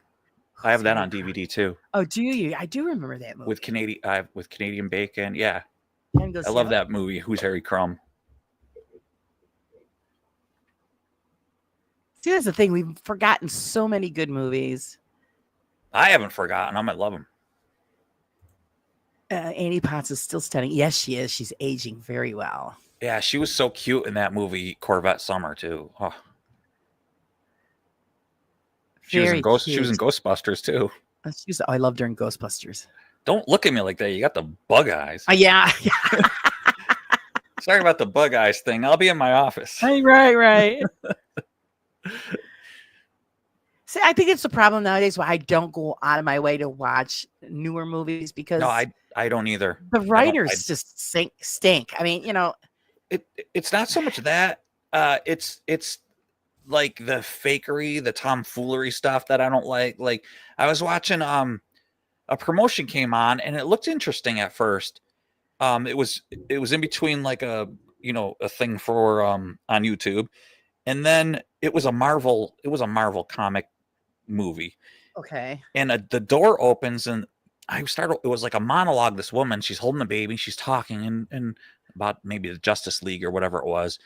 And this door opens and then the characters walk in and it was that dude who's made out of rocks. Okay. Yeah. And I was like, this looks so fake. I'm not watching this anymore. Like it was just to promote the movie coming out. It must have been a 3-minute thing. And I was about a minute into it. And I'm like, I don't want to watch this. Yeah. Because in Laura, me in your day, that would be a guy in like a suit, like made out of like a fake rock suit. And this just like that person, like that guy walking in's not really there. Right. And I don't like that. Now, to like the like untrained eye, it might look real to somebody. Like, oh, that looks so real, but not to me. Like, I want to see a guy in a suit. Right. And I don't care if it looks faker or fake. I just don't like it. Well, they're doing more of the AI stuff. So it's just like with the Hulk. Yeah. The Hulk wasn't this huge, gigantic monster. He was Lou Ferrigno, man. Oh, that's right. Lou Ferrigno. Pinky wants to know, what does a dick and a Rubik's Cube have in common? Pinky. What? She wants to know what a dick and a Rubik's Cube have in common.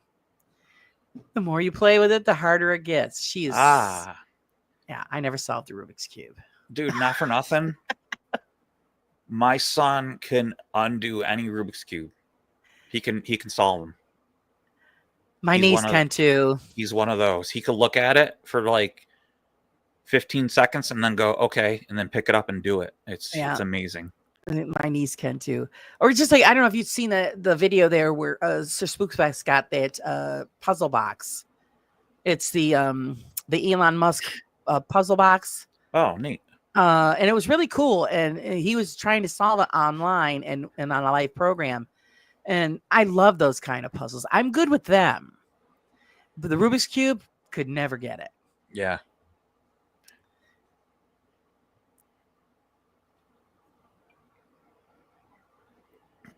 Let's see. I liked Roger Rabbit, but I'm going to have to watch the new films you are telling me.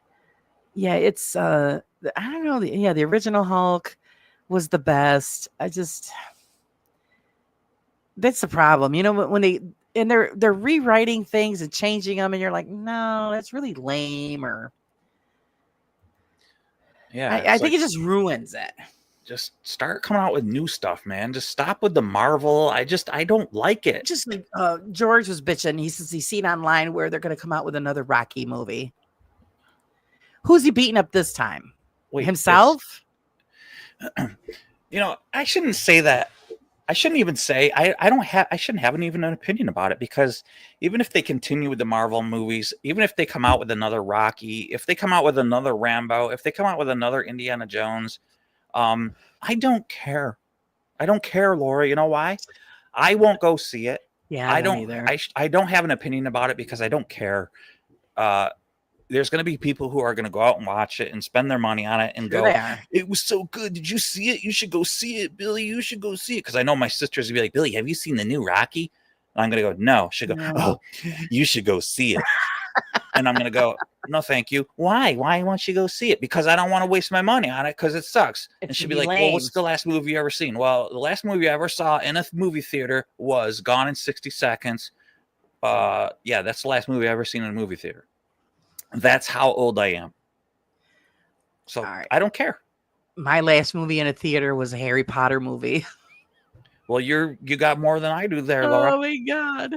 But yeah, it was 1999 when I was in a movie theater. George is a diehard, Stallone fan, Rocky fan. But he said, all right, come on. The guy's got to find something else. He said, because this is ridiculous. Well, and I don't say, when I say that, I don't say it with shame. I say it with pride that the last time I was in a movie theater was in 1999. So that's freaking awesome. So Mike says he's never seen Spider-Man. I've seen one of them. I don't remember which one it was, though. I saw the one with that Tobey Maguire. That's the last time. And when I think that's who it was. When they showed the computer animation of him ridiculously flying through, I guess it's New York City, swooping through like building to building, and like the camera like following behind him, and I was like, this is utterly ridiculous and stupid. You're trying to trick me into like believing this. I'm done with this. This is so stupid. Yeah. I don't know. Let's see. And people made a big deal about him like hanging upside down and kissing the girl. Remember that? They were like, yes. Oh yeah. And I'm like, so? You know how many times I've done that with girls? Hung upside down and kissed them? Lots. Wow, you stud. That's right. Oh. Ooh, making me all hot. Yeah, exactly. Steph says, why can't you just pee outside? Who? Steph wants to know, why can't you just pee outside? I think she's talking to you. Because you're in public. Because you're in public. Nice. Cute. And like everybody had a big deal about the movie. Was it Avatar? Never saw it. Did you? I loved it. I just love the way they connected the real with the computer generated. Speaking of avatars, where are you? Amazing. I'll be there in a second. You don't like my avatar? No, I love your avatar. I know that you love. I was actually going to change it up. I was going to put something else in there. Yeah, what were you going to put? Oh, that picture. The picture that you made up for me there with the witch cup that I just put on my merch. Oh, yes. Speaking of, I was going to put that picture on there because I thought it was a cool picture. Everybody, Laura's store is now open. Well, it's been open. Well, I opened up a new one. The old one, I got ticked off. Yeah. Because the way that they were doing things, and I didn't appreciate that. So I dumped them and I went with a different company, and there's more choices, put it that way. And it's better prices. So yeah, I got that up and running. So it's great. I love it. But yeah, I added that new photograph and I put it on a cup, on the bottle. I think it's on a shirt and stuff. And it's just a really awesome, an awesome photograph. So yeah, I like that one. Yeah, that's cool. Hey Matt, how's it going? Glad you could pop in. I agree, Mike. Yeah, I prefer staying away from people. That's why I wait for the movies to come on DVD. And then you can sit in your shorts and watch the movie. I will say this, Laura and chat. So my wife was like, "Oh yeah, like I didn't know that like you bought tickets, like so when I went, like you just sat anywhere, right?" Right. I didn't know that like you're assigned a seat and that it's like a freaking recliner and like yes. I didn't know none of that. Yes, because my son gets yelled at by his girl all the time. They'll go to the movies. My son reclines the seat and he's 2 minutes, he's out. She hears him snoring. Yeah, I didn't know any of that. Like I was like, she showed me a picture of like what it's like. And I was like, well, I had no clue about that, but I still won't go. I'd still rather sit home. Me too. Me too. Yeah, Matt says he loves the theaters though. Yeah, I used to enjoy going, but now it's overcrowded, and I don't know. I prefer to just wait till the movie comes out and then watch it at home. And even then, Laura, like oh, Wayne, some theaters you can order dinner and have it delivered to your seat. I don't know if the theater we have here does that. I forgot to ask my son, but yeah, you put it in order at your seat on the keypad, and they'll bring out pizza and whatever. Are you freaking serious? Yeah. Yeah. I didn't know that. I mean, you get the full size recliner seats, all this room, and there's some places around the country where you can order food and have it brought right to your seat for you. Wow. I used to love going to the theater, but now crying out loud, it's like $100 just to go watch a movie. When you used to be able to sneak in there with your own popcorn and stuff. Now, can't get away with that stuff no more. So honestly, Laura, like I find myself, when I'm home, I'm watching YouTube, and I'm really, to be honest with you. So I was a bad student in school, and now I feel like I'm educating myself a lot of the times, watching either something sort of historical or like educating myself about something about a car, or like gee, what did this guy find in the weeds that he's pulling out and getting running, and anything that like has to do with a movie, I'm just not interested. I'd rather watch something that somebody is a diesel engine getting running, or like something that you're learning something from. Right? Yeah, YouTube videos are just. I'd rather watch something educational. Right. Yeah. Well, just an example. You got Matt in here from Paranormal Research Unit, and him and Joe just released their newest documentary. Awesome job, by the way, guys. Can't wait for the interview. I watched that, and there's stuff that I learned watching that documentary that I didn't know about that place. So it made me even search more online about the story and the history behind the haunting. So I'm more interested in that now than just frivolous stuff. You know what I mean? It's the same thing. It's better to learn. I don't know. I just feel I want to walk away. I mean, I want to walk away from a movie and enjoying a movie. I have no problems with that as well. But I also find that I'm more interested in learning stuff off of a video or a movie. Yeah. Hey, Shadowcat. I suppose that's why we don't really go out to dinners and stuff, because you don't want to chance a bad service and a bad dinner. You know what? Go out, buy the food yourself, and make your own awesome meal, and stay home. It'll be cheaper, and Yeah, I agree with you. Yeah, if you guys haven't seen the new documentary that Matt and Joe put out, Evil on Earth, guys, check it out. They did an awesome job. Definitely worth the watch. Is it at theaters? Just kidding. No, you get it on Amazon Prime and a few other places.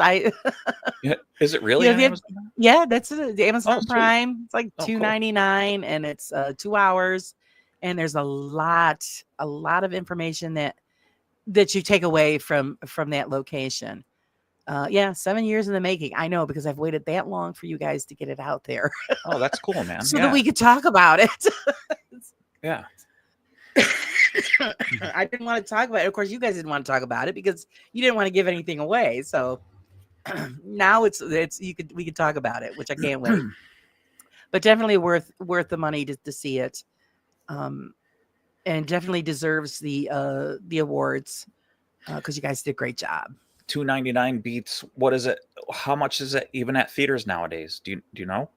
I know it's pretty pricey. Like I said, my son, the last time they went to the movies, it cost him $60. What? Yes, just for the tickets and to get maybe a small popcorn and a couple of drinks. Oh, forget that. I can find better things to spend $60 on. Well, there you go, guys. $2.99. You could watch this show on Amazon, or you can go $60. you can go have to get in your car. You can, All right. Forget that, man.